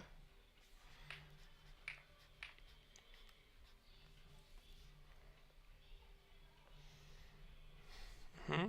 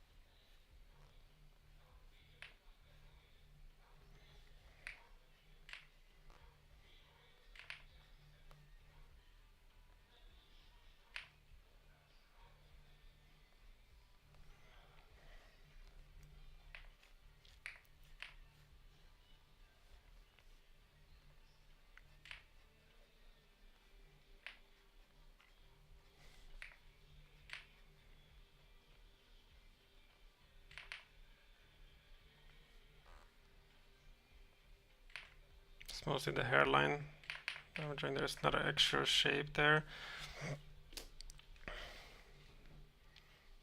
Let me see if I copy in the screenshot.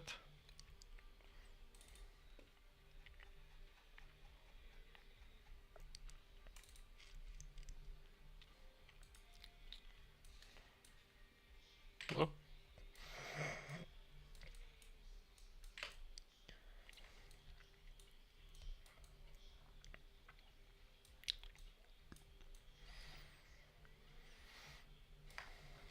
Now it's kind of more obvious, the difference in the shoulder placement. Feels like an entirely different pose. So yeah, it does matter. Yeah, rasterize this kind of shape. Actually, now I'm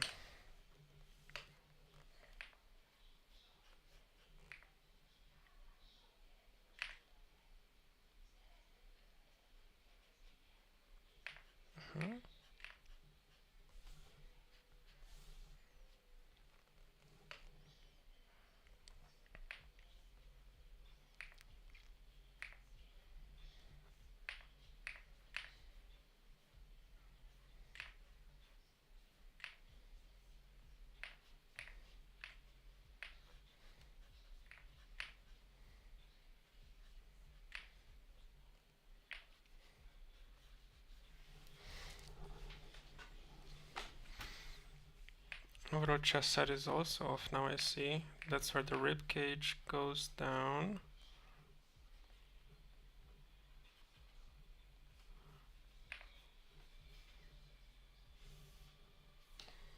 Hmm.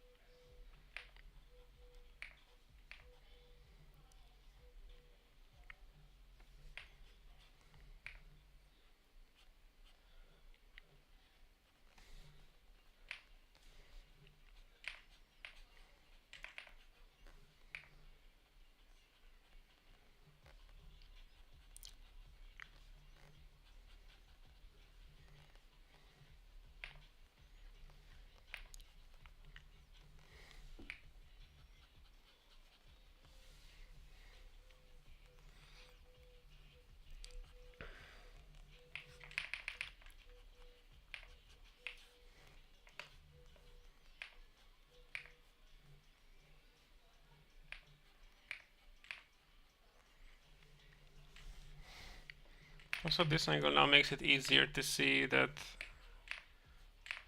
it was just like a placeholder line, but now if you actually follow this curve, that communicates that it's going away.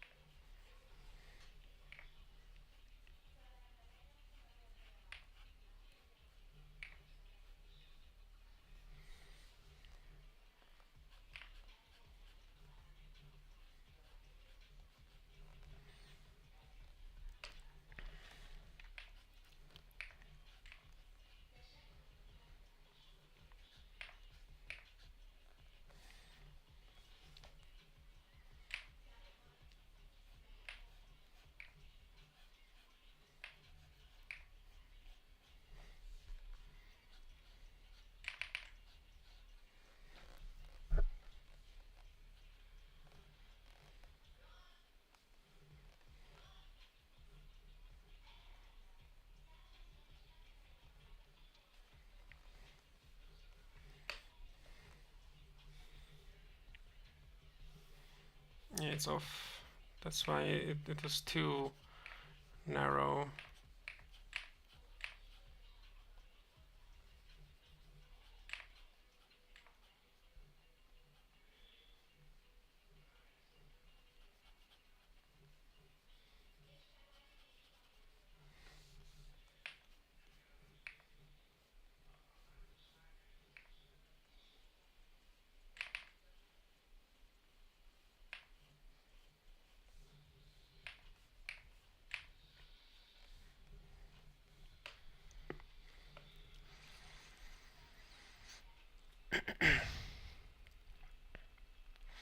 Yeah, especially with teaching, I'm always finding newer ways to explain stuff. 'Cause especially like the thought process with sketching and observing is really difficult. That's my issue with uh, tutorials, that they are catering towards like the big masses, which is understandable. Like it's not like um, what is it? Like I have an inherent problem with them, but it's more of a problem to the person who wants to learn art, because sure there is a generalized way of how you can explain things, but I want to find a perfect way to encapsulate this um, almost mystic, like weirdly magical way of seeing things, like why you observe some stuff and why you look at them and how you should train your brain to look at things so you notice these things. That yeah, sometimes for like after weeks I realize that, oh, that's the perfect word to describe this kind of thought process, because I don't think it's enough to say that look at the references and draw what's there. It is a useful and like objectively like correct thing, that draw what's on the reference, not, or draw what you see, not what you think you see, because your brain is trying to confuse you with all the prior knowledge you already have, your mental library, visual library. So many times you might look at a reference, but you immediately want to draw it stylized. So you have those proportions in mind. If you draw a character with big bulky shoulders and big chest muscle and like pecs and everything, that's your visual library. That's something you got used to. So if I were to draw this reference immediately with my character's proportions, it shifts your attention away from the actual reference, what you're referencing. And the only thing maybe your brain lets through is this arm goes this way and that goes that way, but you're probably not even doing the measurements. So that's why they look stiff lots of times, and that's why the training part is one-to-one copying a reference, because that's when you're training yourself to see how real life stuff actually looks with the proportions that's on the picture.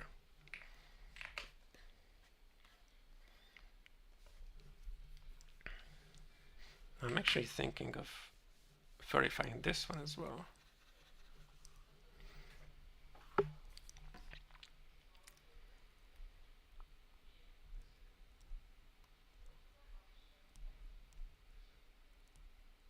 Well, thank you. Yeah, that's what I was thinking. That's why it takes so long for me to make tutorials on Instagram, because 3 minutes max is all you have. Then it stops recommending to non-followers. And putting all this information into 2 minutes is genuinely, like, it seems impossible at first. At first I think, okay, thighs go this way, but from like the experience on the classes, I have to assume that you probably are not completely able to navigate yourself in the 3D space. So that's why I think that then I have to explain, like, in the space, you gotta understand that, like, it's going in a diagonal angle. I think this was it, like 1-to-1. But it's actually showing that this is a cylinder in space going in 2 different axes, forward and down. And that's the issue I have with most things. And maybe I should make also more superficial tutorials, just so at least it puts it in the algorithm, and then every now and then do these really in-depth ones. But it needs lots of extra information,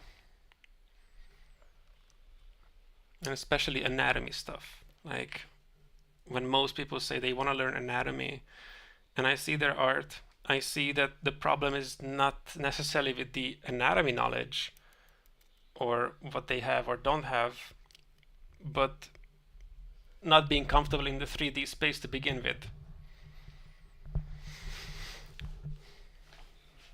So that's why on 1 or 2 classes someone brought like drawings of almost finished characters, and like, let's go back a little bit to perspective, because they all connect.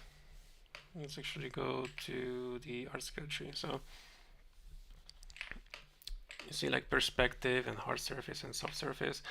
And at first, like when we start the classes, you might feel a little bit let down that you expected to be drawing more anatomy or gesture drawing and more forms. We go back to hard surface and boxes in space. But no matter what people say, they are important. And you should be practicing these as much as you can.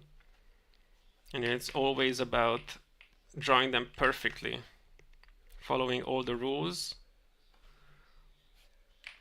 so that your brain starts learning how it should look.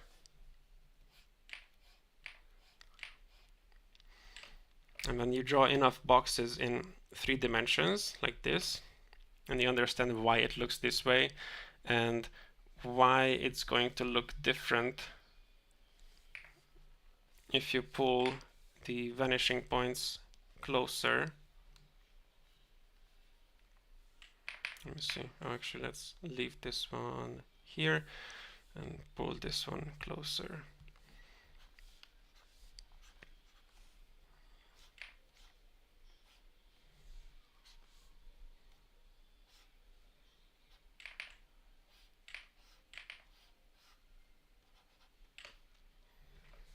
You see, like, when you start understanding the reason behind these shiftings, if I place it on top, it might make more sense.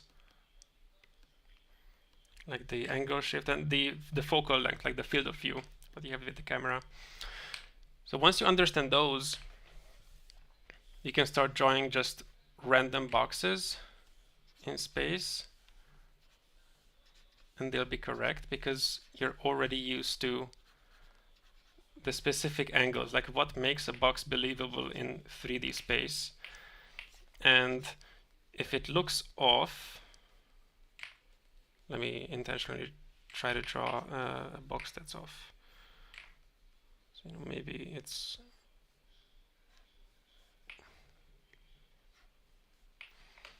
like, why does it look off? Because the angles are not matching up. So if it's this angle and it's this angle, then this has to match, and then the top one has to match, and that one as well.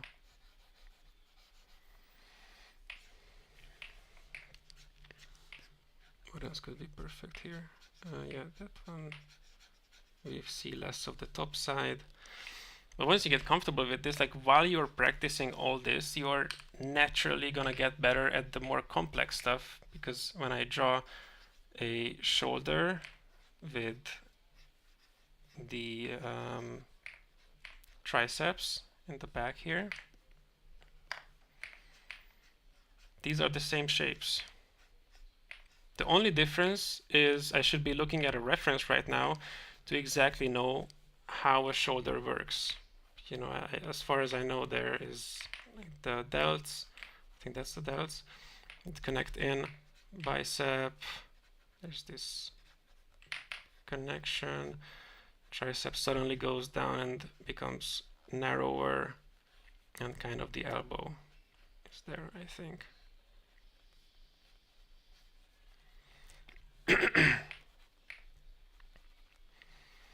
You know, but these are basically boxes or hard surface. Like I can absolutely draw this up as a cylinder. On top of the cylinder, there's this shape.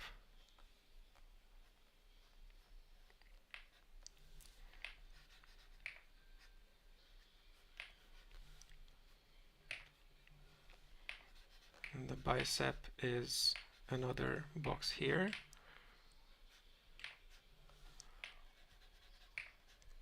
Continues as a cylinder. There's the joint.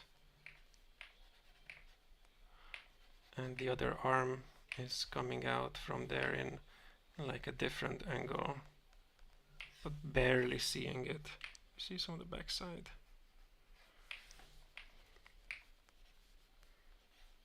You see, as I was correcting this line to be this one instead, that's the same as correcting like the previous box over there.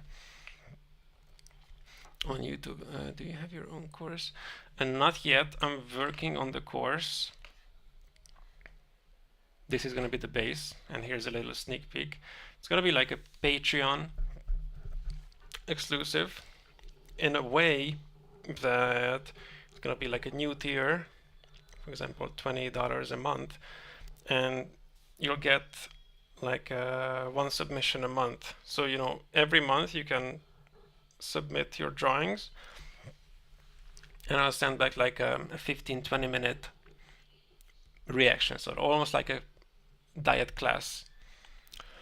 And I send this response video back with what to focus on, what's off in these drawings, and so there wouldn't be like homeworks, but you know, preferably the quote-unquote homework you would do is try to correct the drawings with those added notes in mind.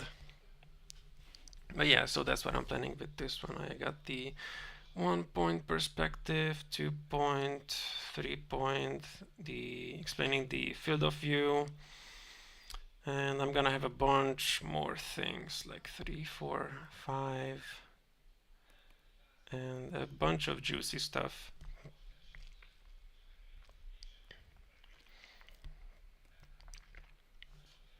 So yeah, with that on top of the submission, you'll have access to all these specific teaching materials.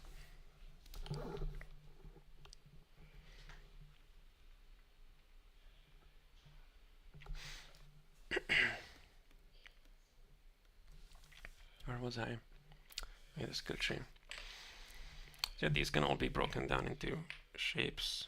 The middle line, and all that's happening is just, oh my goodness,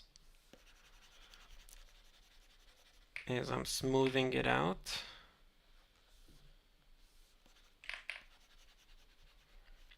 Deleting some of these lines because they'll be still there, like I'm still thinking of these, but it's more like a subtle transition. Also here, like the bicep is kind of comes in like this, I believe. So from the back view, there would be some transition there.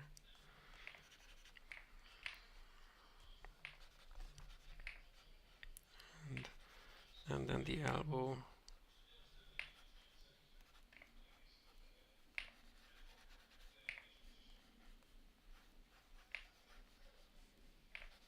Should be higher up.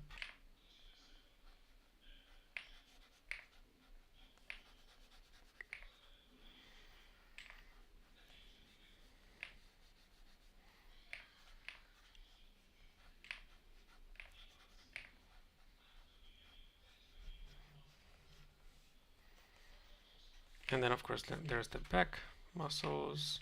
Shoulder comes until like here, but these muscles connect in.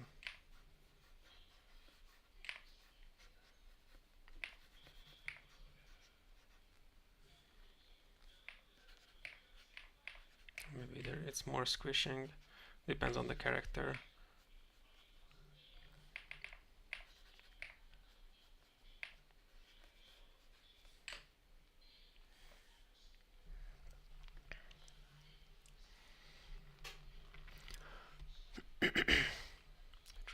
Rendering, that's the first thing I should focus on. So yeah, rendering is interesting because that's also one of those things that with each of these steps, your rendering will get better. All rendering is based on is, I'd say 70% is knowing the form. So you have a ball here and you understand that that's where the light is and it has a cast shadow there. And you block it in with one shape or one shade. Then core shadow somewhere here. And contact shadow on the bottom. And the shadow, like making it less and less smooth.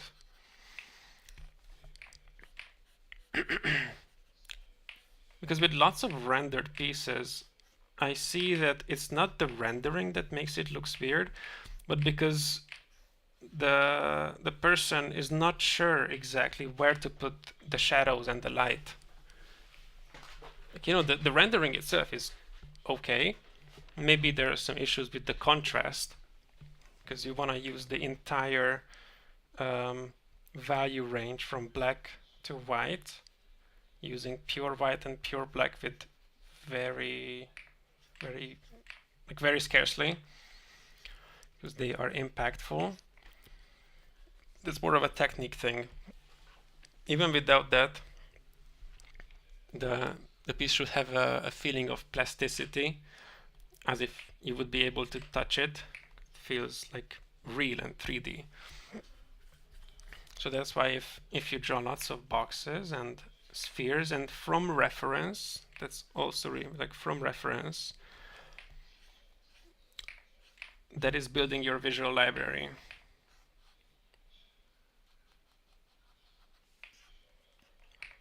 And the rendering will get better. So I believe technically if you did like render pieces and we would start here with perspective and do boxes and do weird like amorphic shapes and trying to render those. So there I usually get a little bit into rendering. You see, if you understand the shape you're drawing, you can show the volume with just a few cross-hatched lines. And so from getting from this point to a fully rendered version is mainly time. So I put in one base value, erase some, because I'm thinking in the three-dimensional shape, like it's going this way. This is the plane that's facing up. The same location is here on the other volume. And I decided that that's gonna be the highlight position. And every other face that's facing another direction is facing away from the light.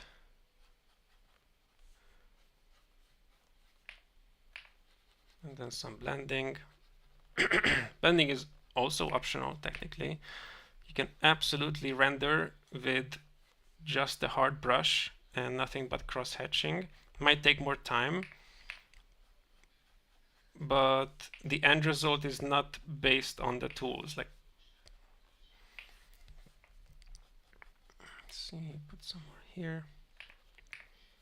Actually, let's bring more to this area, and let's make it darker. Now I'm gonna do some blending for speed's sake.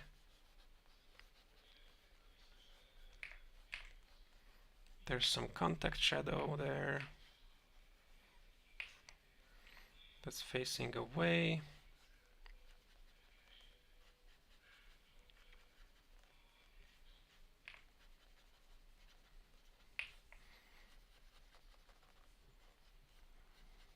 We're closing the values. And now I'm gonna do the highlight over here.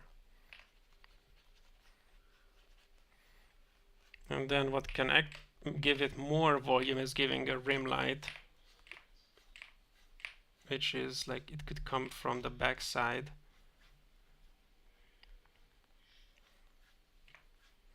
Or just the edges in general.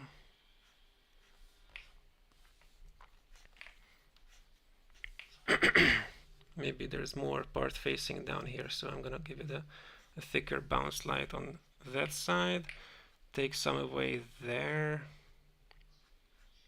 On the bottom, maybe, you know, extend here, because I imagine this volume is getting hit from the bottom there, and it only disappears because we have this volume blocking the light from the bottom there.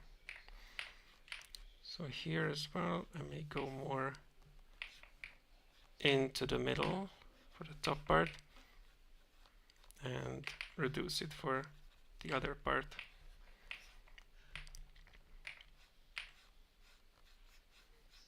Maybe here as well. I'm almost like sculpting at this point.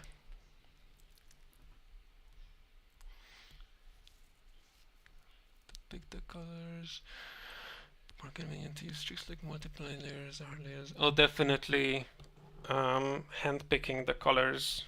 It helps so much more. Something like almost like, what the fuck? Okay, thank God. Okay, I can put that back as just a dot. So like reiterating myself, like with the drawing from reference and drawing boxes and stuff, they do take more time, but they also teach you more. The reason it takes more time is because you're learning. Whatever you already know, it's easy to reproduce that quick. And that's why at first it might seem like a slog to color something and pick every color hand by hand and look at the reference and try to guesstimate the color that's actually on the reference. But that's why it feels like a slog fast, because you're learning something new and your brain needs time to get accustomed to it.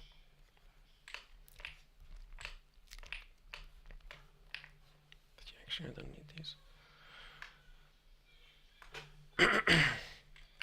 That's what I did with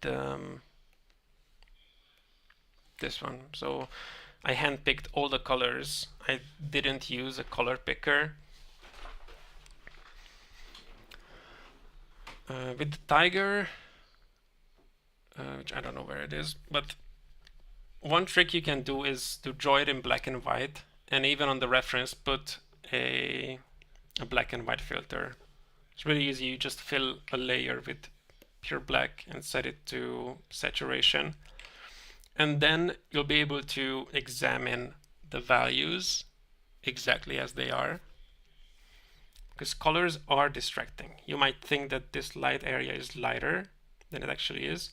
So you put the filter on to see that it's actually pretty light. Never mind. But in some cases, it does make a difference. Oh, with the saturated parts, I believe that's something you would think it's lighter than it actually is. I'm just guessing here, but it's probably because it's orange and we, like the sun is yellow/orange. We associate it with light. So yellow and orange hues are gonna appear lighter than they actually are. But I'm so guessing here, it's unbelievable because I don't know the psychology behind it, and I don't know like what you actually see. So me saying that it appears like this appears lighter to you than it actually is, like this 50% gray, is just me guessing that maybe you see it that way as well.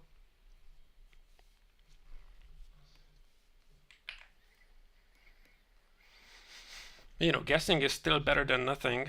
Like with guessing, at least I have a chance to figure out if you are like thinking the same thing. Oh my god, no way. Thunder?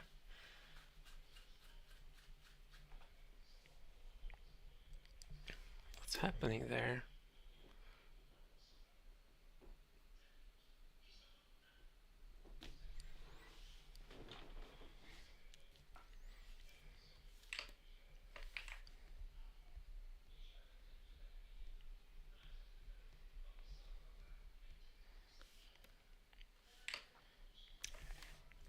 Oh, what was I doing here? Let's rearrange.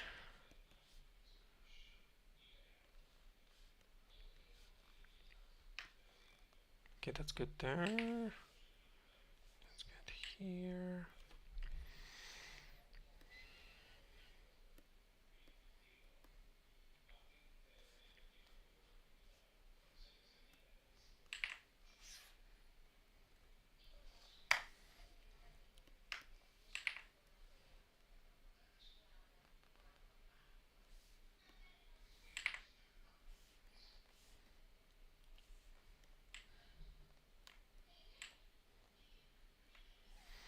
Do I need this reference? No, I don't think I do.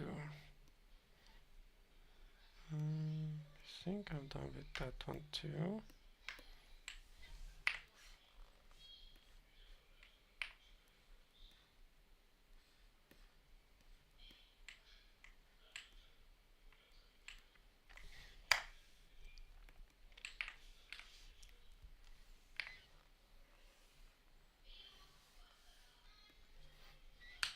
Oops.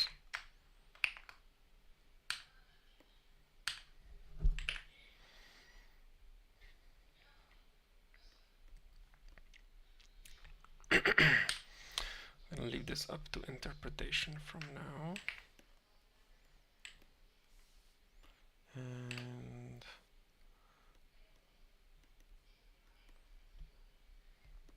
put this one back here.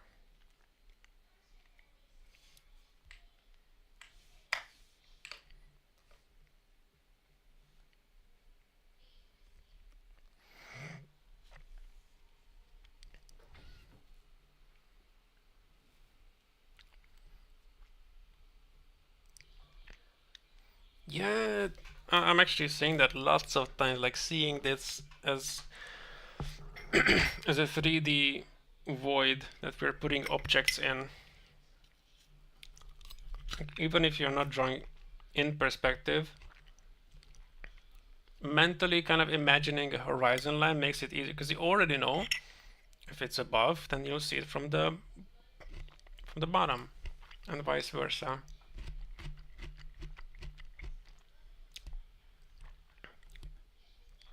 Yeah, it is some trial and error, but figure drawing makes it much easier. It's like, it's really fun. I love doing it.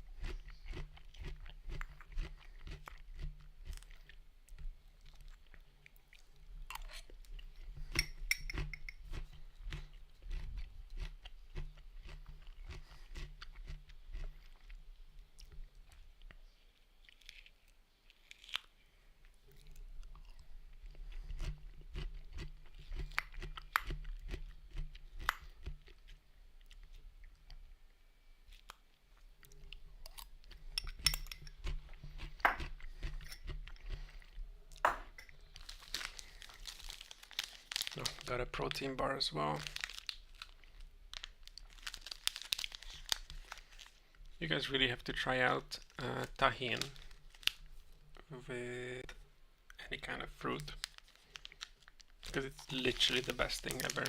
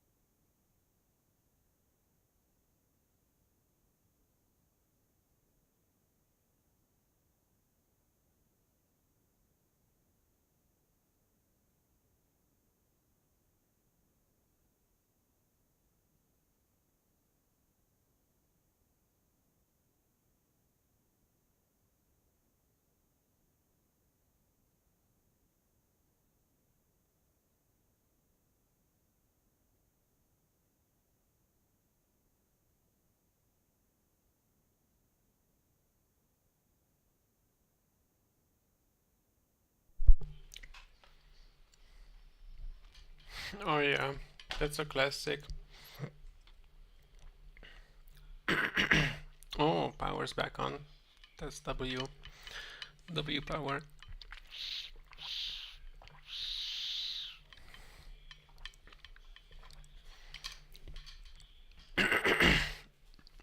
Yeah, funny. I think when you get this feeling of running out of patience, when things don't look right, is because you get into an endless circle of trying to fix that singular spot that you hyperfixate on. And most of the time, it's better to just start over. Probably much harder when you're already rendering, but at least re-rendering that entire part.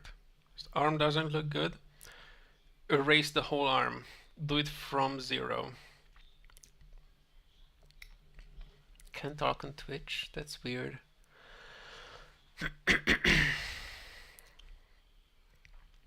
Weird systems, weird websites.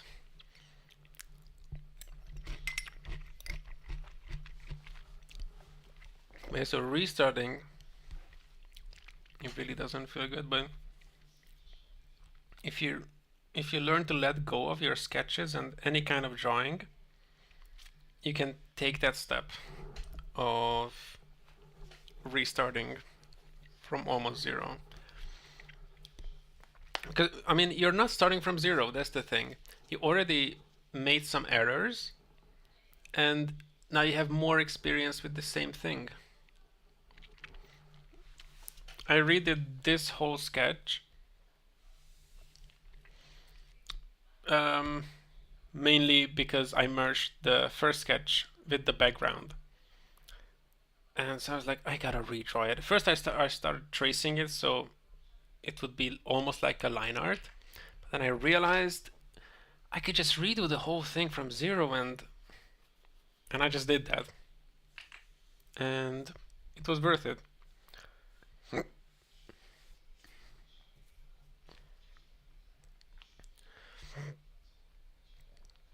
There's a few drawings where I redid rendering as well. I just got super into one area. Maybe it was a latex texture, and I had so many things going on that I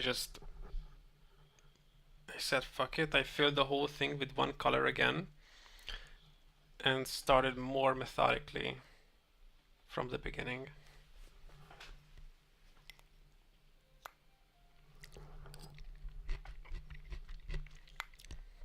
It's like you gotta make mistakes to improve.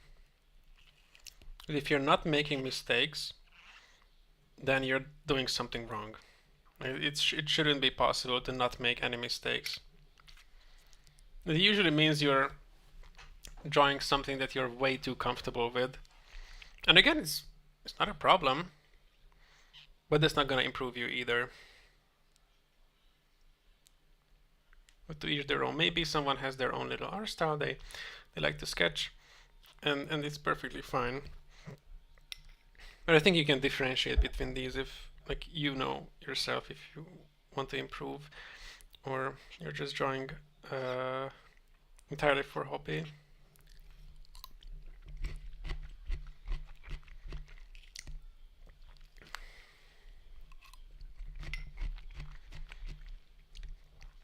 And also try to take criticism from all people, especially people who have nothing to do with art, because they are the end consumer of your art. So technically, like, you have to be creating things that are pleasing to people who don't understand the works behind them. And when they say, "Oh, the head looks too big," sometimes they're gonna say stuff like that don't make sense, or they express something too harshly that's really just their subjective opinion. But more often than not, you can always learn something from random people, like what they say. The arms seem to be too wide, or why is the torso like that? And maybe you look at it and see that maybe the torso is weird.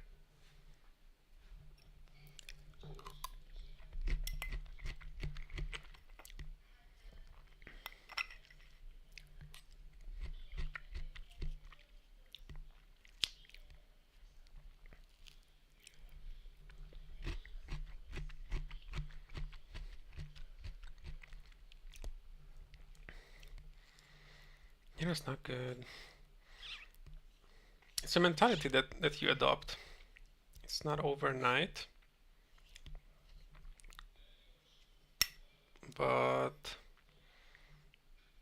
I mean, yeah, it takes time to get used to it.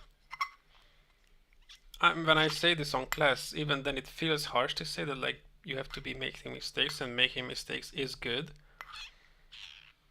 But I mean that's the truth.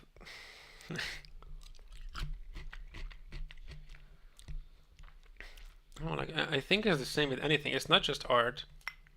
It's learning anything.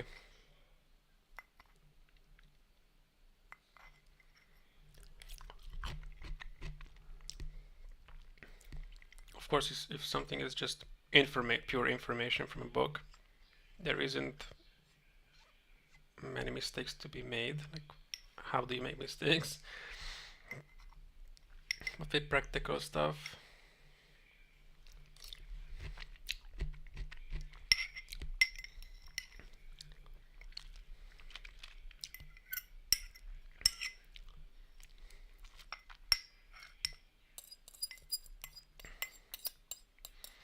but that is for sure. Like, you have to make the mistake before you actually learn from it. I could go on the entire class and list all the things that you can mess up and how to not mess them up and what to do instead. But it's just a huge info dump. The good thing about info dumps, though, maybe it's cope, but assuming you remember, like, truly remember and internalize 5% of all the things that are being said, then 5% of 1,000 is more than 5% of 100, you know? So with info dumps, if you remember, you'll probably remember a bit more. I mean, that could be just huge copium. But tell me it doesn't make sense.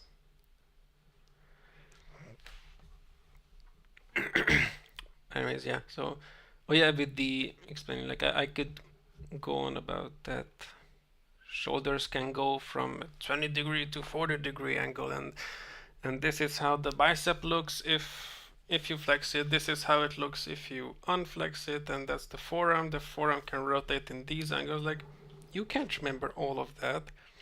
You have to draw a bunch of arms where it's wrong. Then you check how to make it right.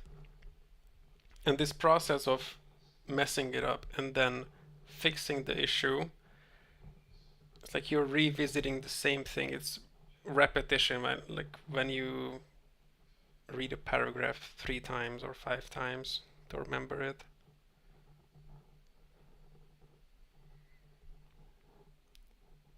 So that's why I don't leave sketches unfinished or uncorrected. Go back and do some repetition sometimes. It takes so long with so many sketches because I want to make them perfect, and I take long with all of them every time, and I guess that's how I learned most things that I know. But I don't think I'll ever stop using references. To some extent, like, you should always use references, either for the pose. So you see now this part, the tiger head. Now this is purely from visual library. I cannot draw something that I haven't drawn before.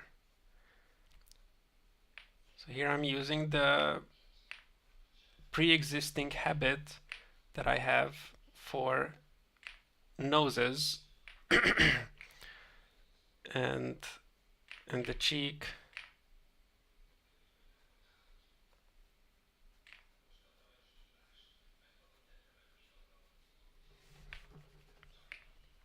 And how they go. Goes in a different angle though.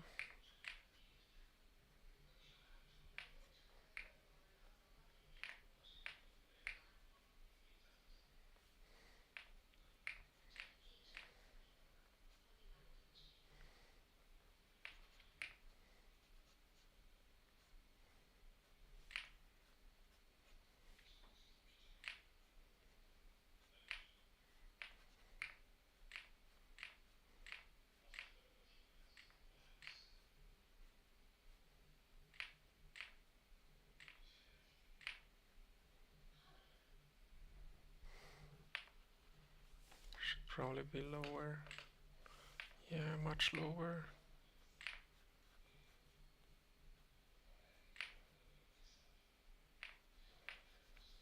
And so does this bird. It's like a cat skull is a bit flatter than a human skull. Let me see, did I make this too big? It feels too big.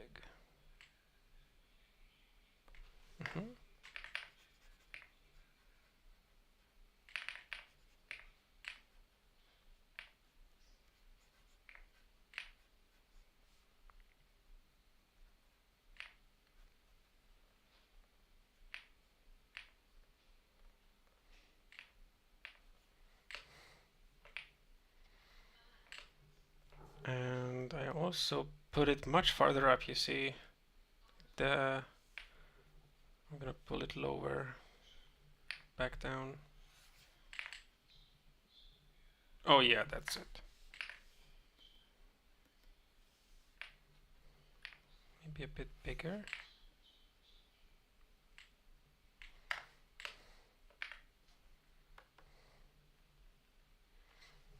And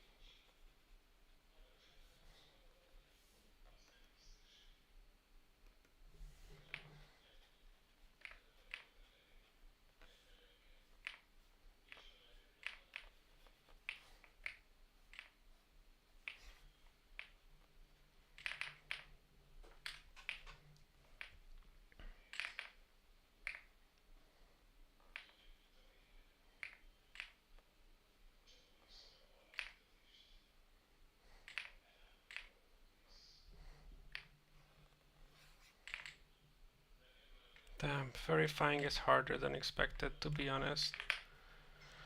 Because you can't just take the head and okay, make the nose big. And adios.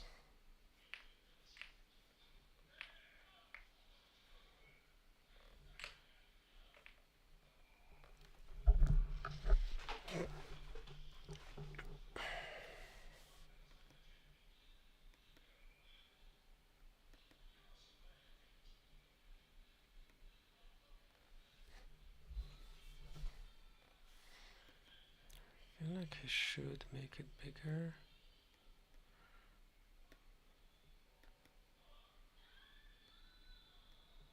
I'll probably have to make. I'll figure it out on the way.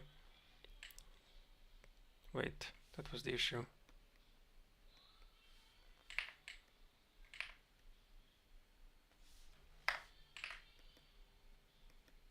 Because the back of the head.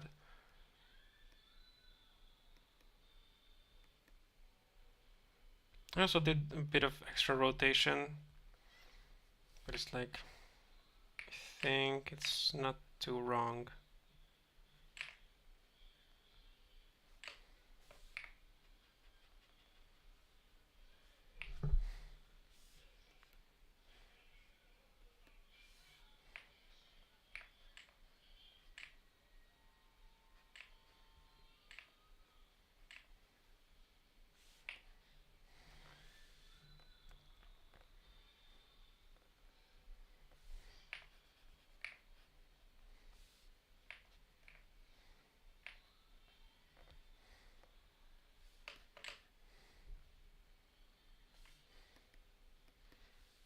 I think I could also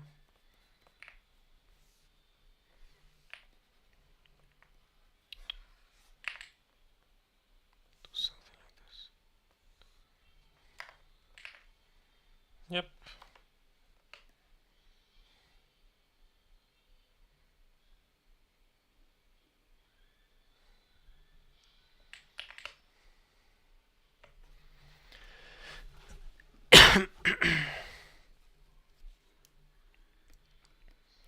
Anyways, I think I was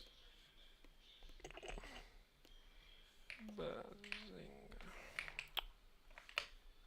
Actually, let's scratch this out. No, because I didn't do any sketches there. Anyways, another day. So, I was looking for military gear.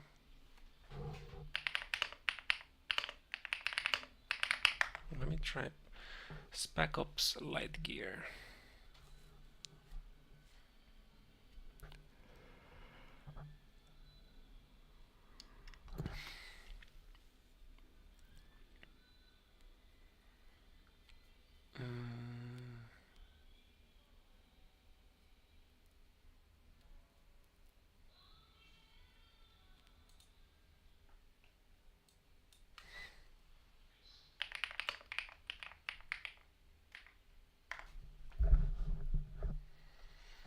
Or snow gear. They got the cape sometimes. Not official ones, don't like. I don't think it's practical.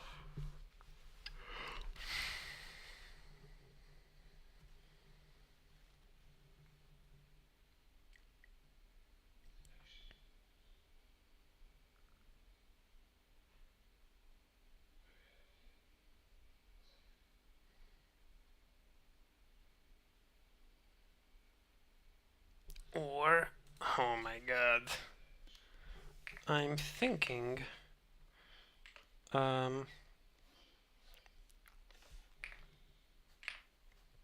big bulky boots.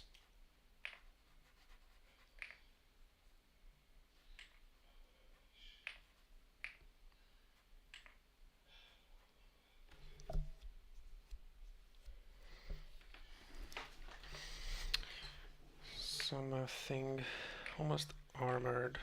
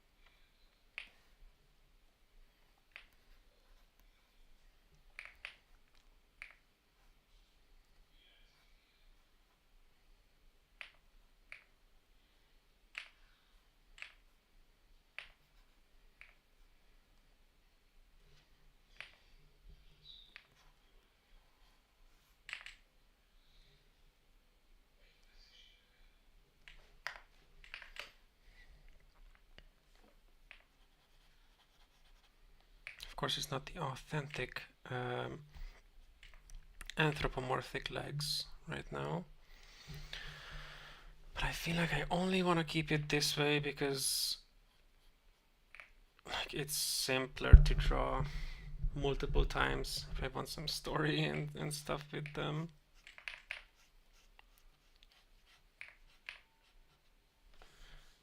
We're going with the humanoid version. And then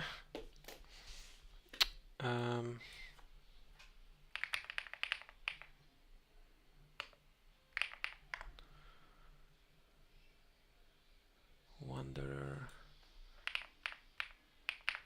outfit.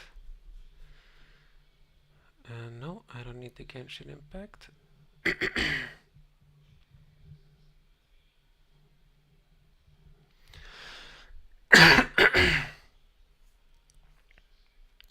Holy. Okay, okay, I know.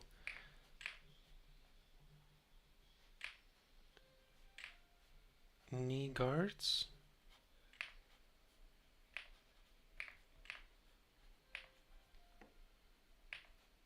Or maybe just regular.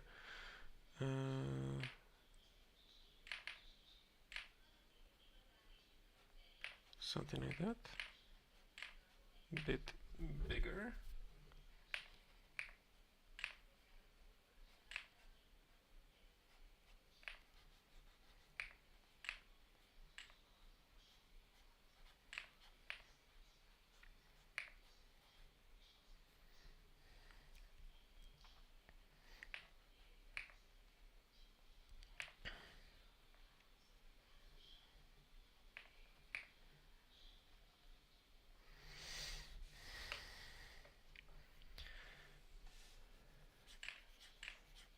So it goes down.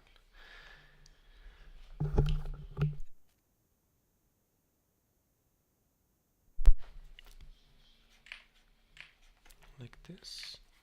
Hides some of the boots.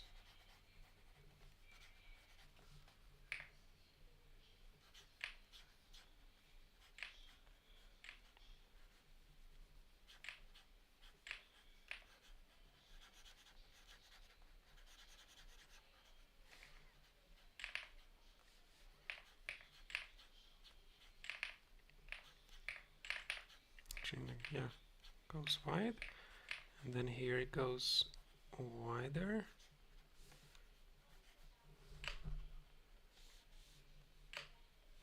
And here's the neat part. I was thinking fishnets.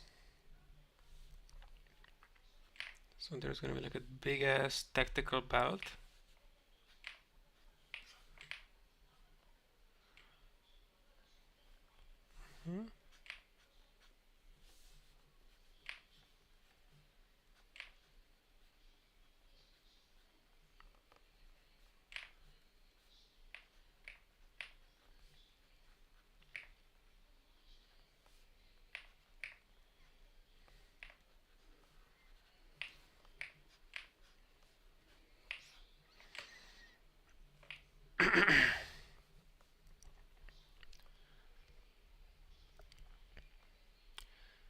And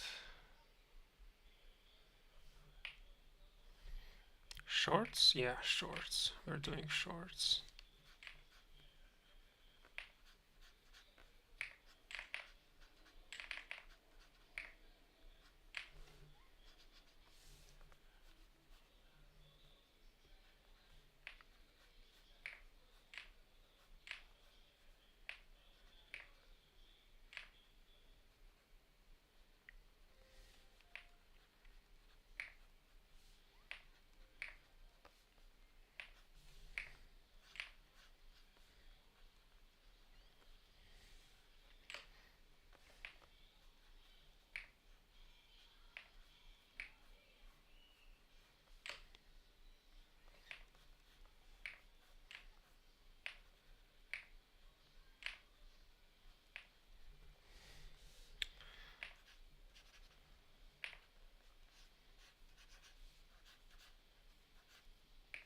Might be a little bit all over the place design, but I'll figure it out. Eventually, it will work out.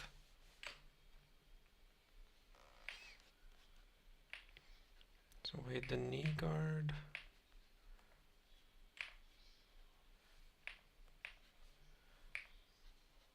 Okay, like so.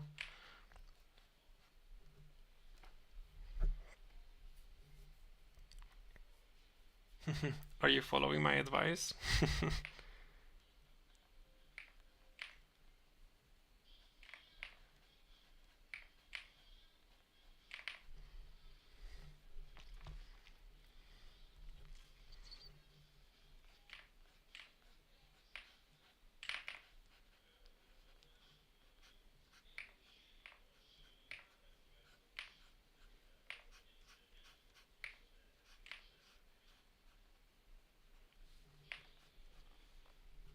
That's good, that's good. You know, just keep going. Keep going forever. Being an artist is a lifestyle.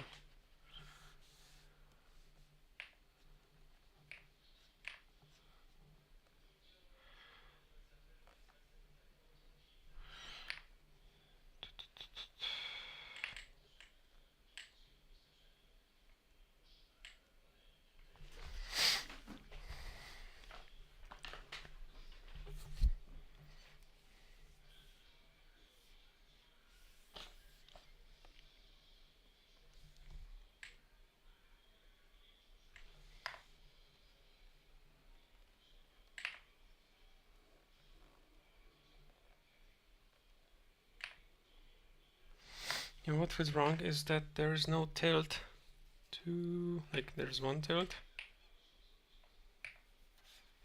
It should be this way. Let me fix.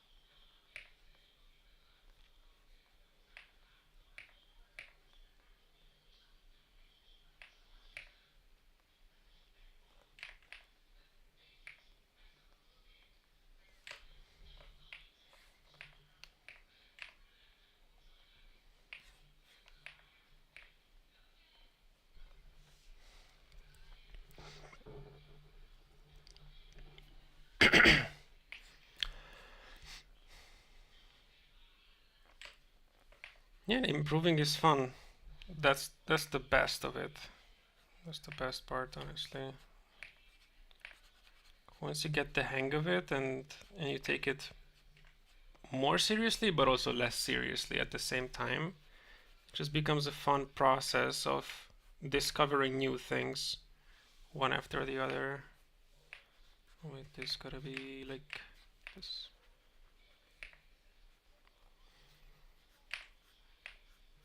You have to learn how to love the exploration part.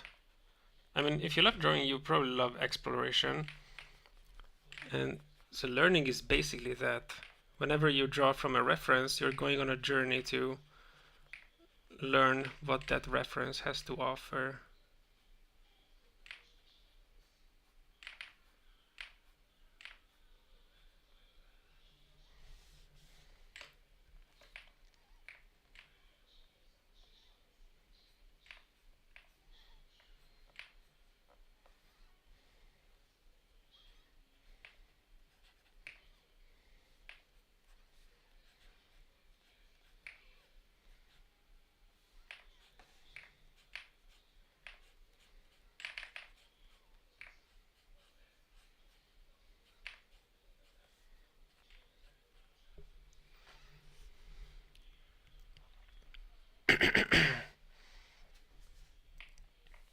And now for the fishnets.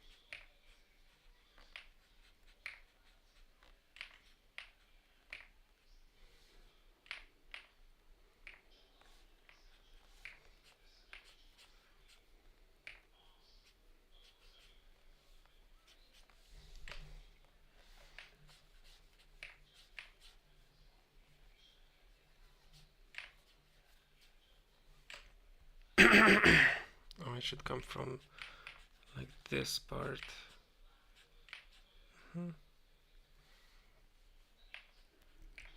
Same here. So it's hanging down from there. And then it's wrinkling and shit.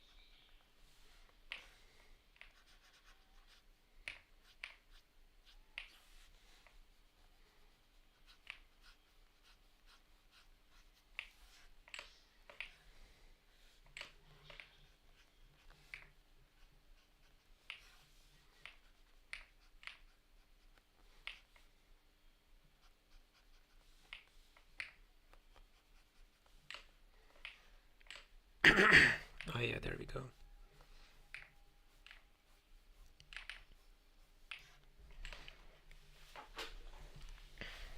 You see, we got this little shadow because the chest is more forward than the rib cage. You know, there's the rib cage and then there's the chest. It's two different planes. So this is the peak point until which the shirt goes. Then it's hanging down. Now, the shirt is not gonna suction back to the body. So if it's hanging down, there's gonna be space between the two. So with just an extra thick line, you can immediately make it seem like there's space. Like that's it. Same thing I did with the cape. In some areas where I feel like there would be, where it wouldn't be against the skin, I just put a thicker line to make it seem like there's like shadow. And now the back of the cape.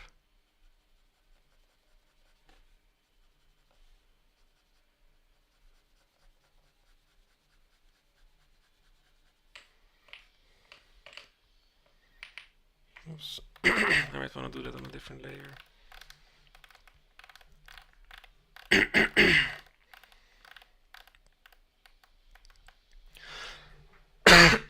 Jesus. Oh, and I didn't didn't take this line out. Fuck.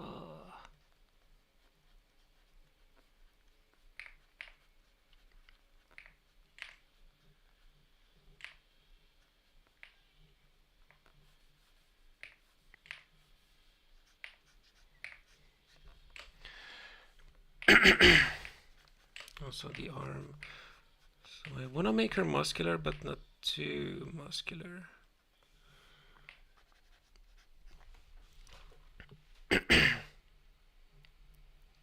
Pencil brush, turn my sketch into a rapid eraser. Yeah, I think that's the right way to do it. That's how I do all my stuff. I never do line art. It feels more like painting, and I like painting, so it's just more natural for me, at least, to clean it up like this.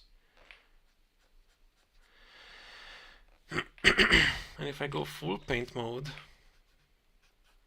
like, let me clean it up just a bit, but it's gonna get painted. So, like so.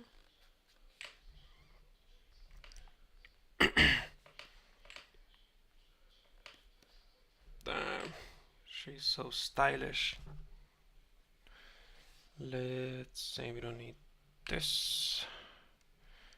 We can place it somewhere else.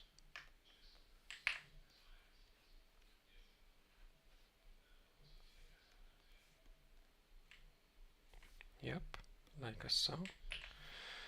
So I can make her bigger. Let's group these up. And wait, let me see.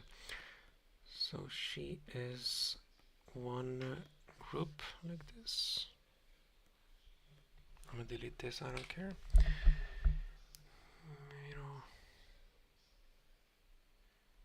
And matter of fact, let me put this one here as well.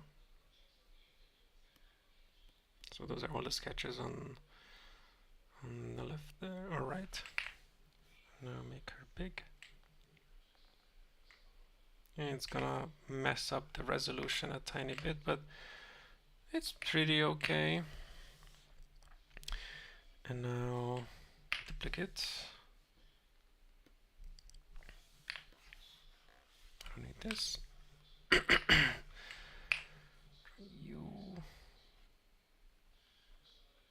I'm gonna leave a bit of color.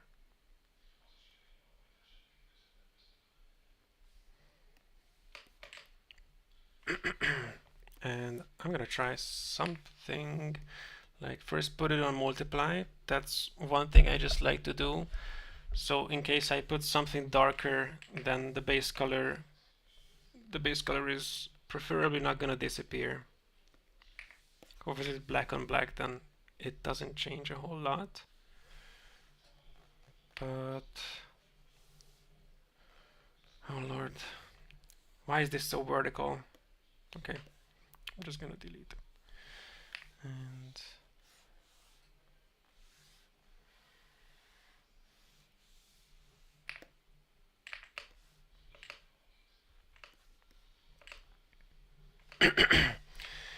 And I got no idea about the colors. We can talk again. What happened? Did Twitch think that you spammed or something? Like what the hell? Okay, I'm alpha locking, and what I'm going to do is get like base color. I ought to make her gray because she's a snow leopard. This looks good, honestly. And then just do a base. I really am just going big bunker. From big shapes, I'm gonna go smaller and smaller in shapes.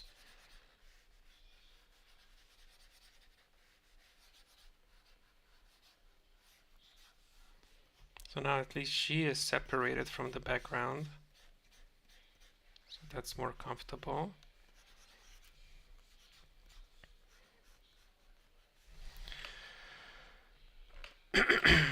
And I'll probably mostly just focus on values. So let me go a bit darker, and I'm gonna go greenish. Blue green looks good. If I make her like slightly blue tint, how does that work?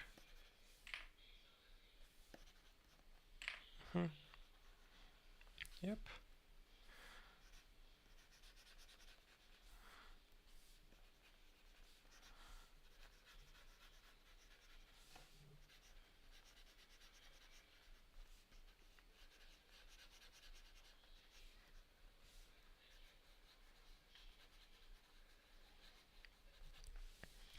Then greenish, a bit darker. Oh, not too much. Yep, like this.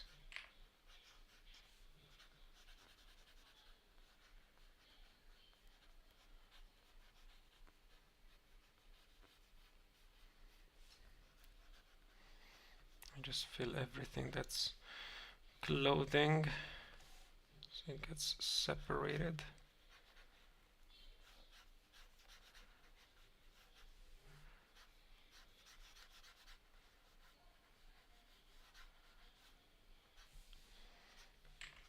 Outside of the cape, and we see this part too.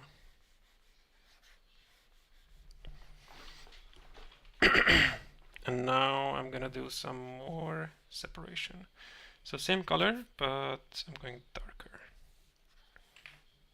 And yep, that like me, like, oh wait, is it gray enough? No, it's not gray enough. Still looks green. And it should be good. So now I'm giving her the silhouette within the initial. We got the silhouette for the whole form. Now I'm giving her silhouette with the shaded part of the cape.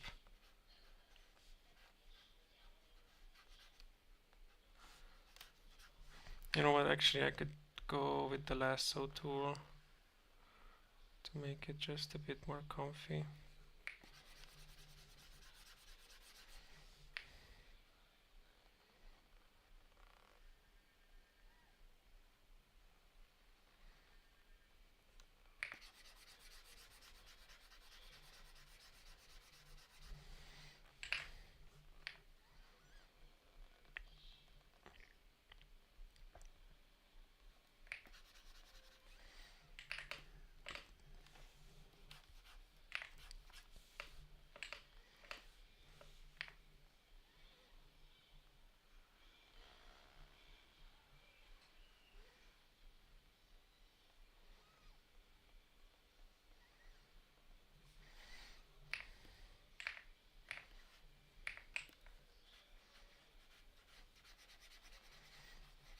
It's just gonna be temporary here as well because like it's mainly in shadow. So let's say we are having green shadows. So I'm progressing towards the green, and you see it looks green.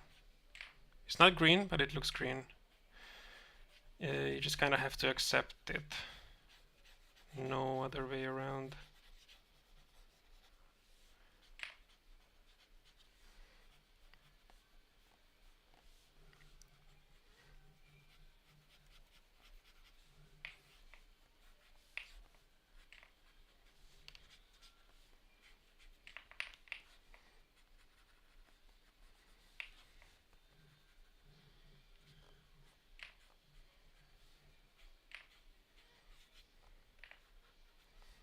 Oops. Whoa, this blending brush is huge.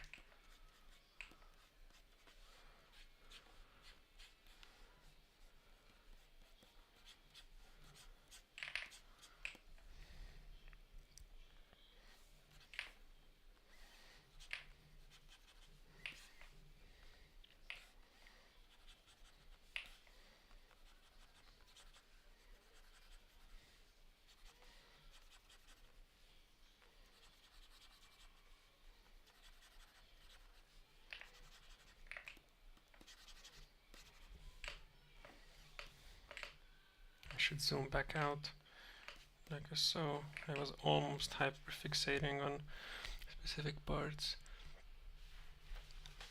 That's weird. No type bar.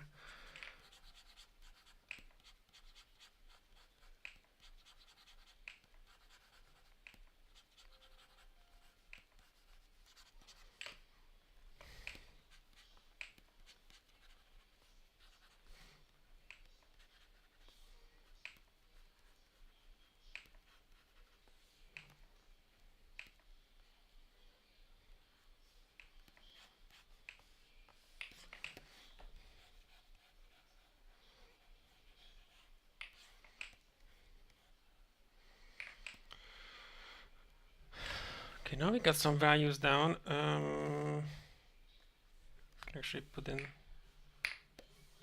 the trick. So let's see.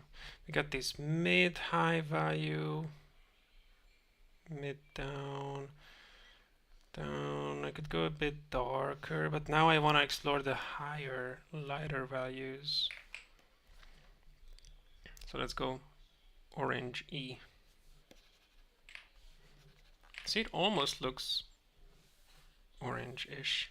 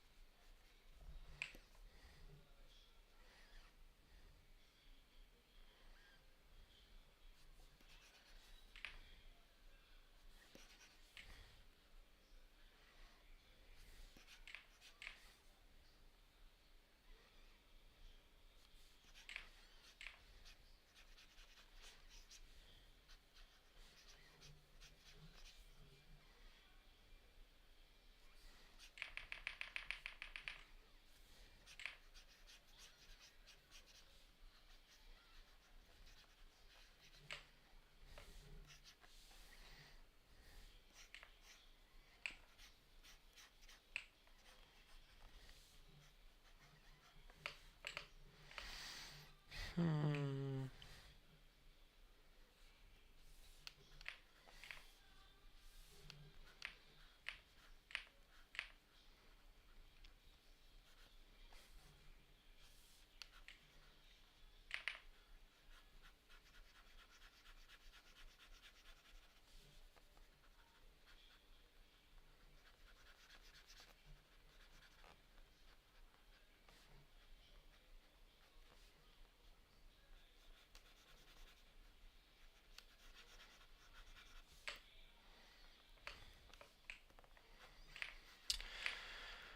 Oh, honestly, I'm getting kind of tired.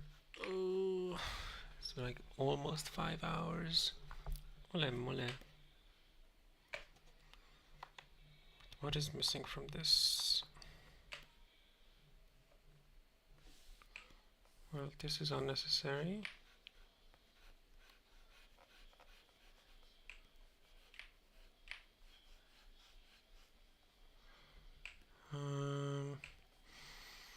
Maybe some ambience, ambient shadows.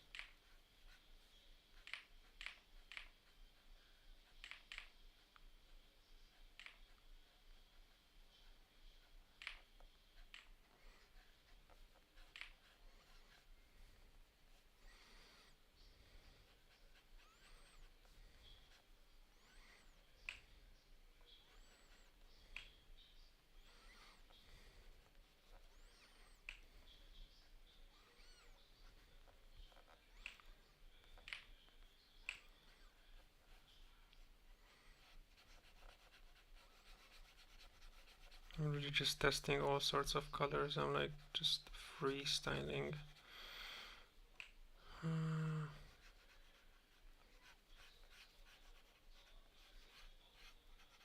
This kind of red tint is pretty cool there. I might mix that into the color scheme. Like what?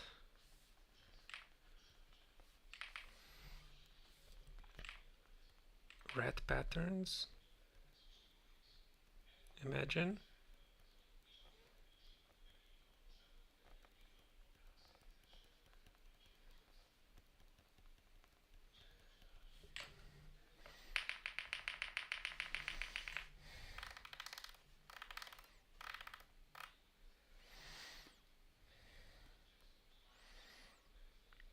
Alright.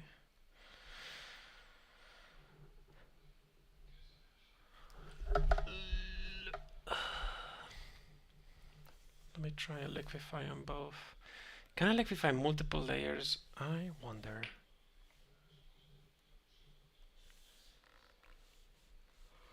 Of course not. Now let me try this.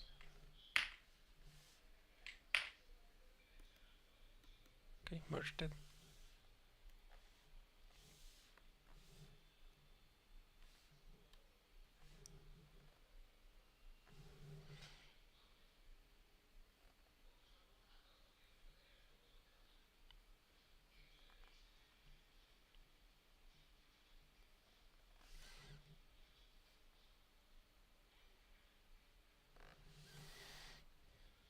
Mm-hmm. Yeah. But I mean, the other cool thing we can do now is basically just touch up anything that looks. Oh my god. It's probably because it's getting hotter and hotter as I turn the AC off, which is a rookie mistake.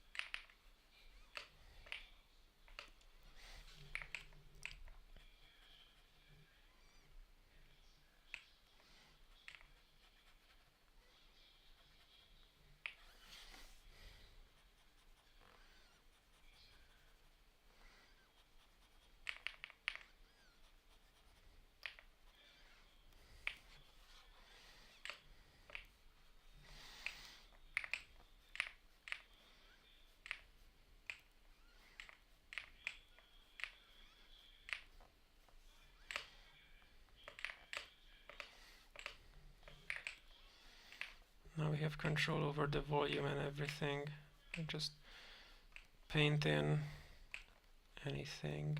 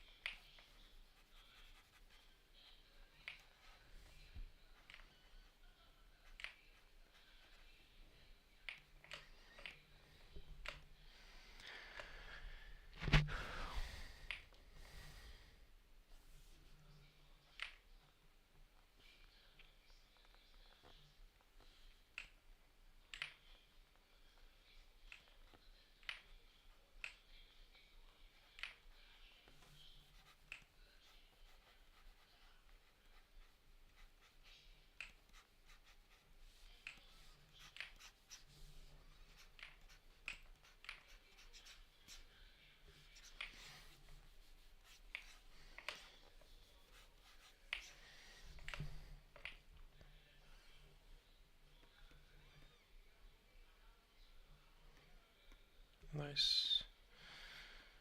I do want to try some highlights here.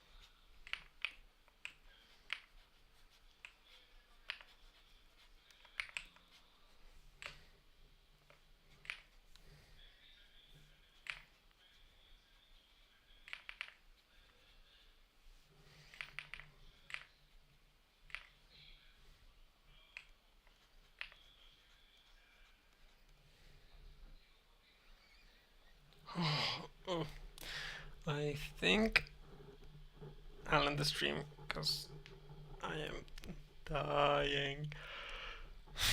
I think my brain is overloaded. Holy shit though.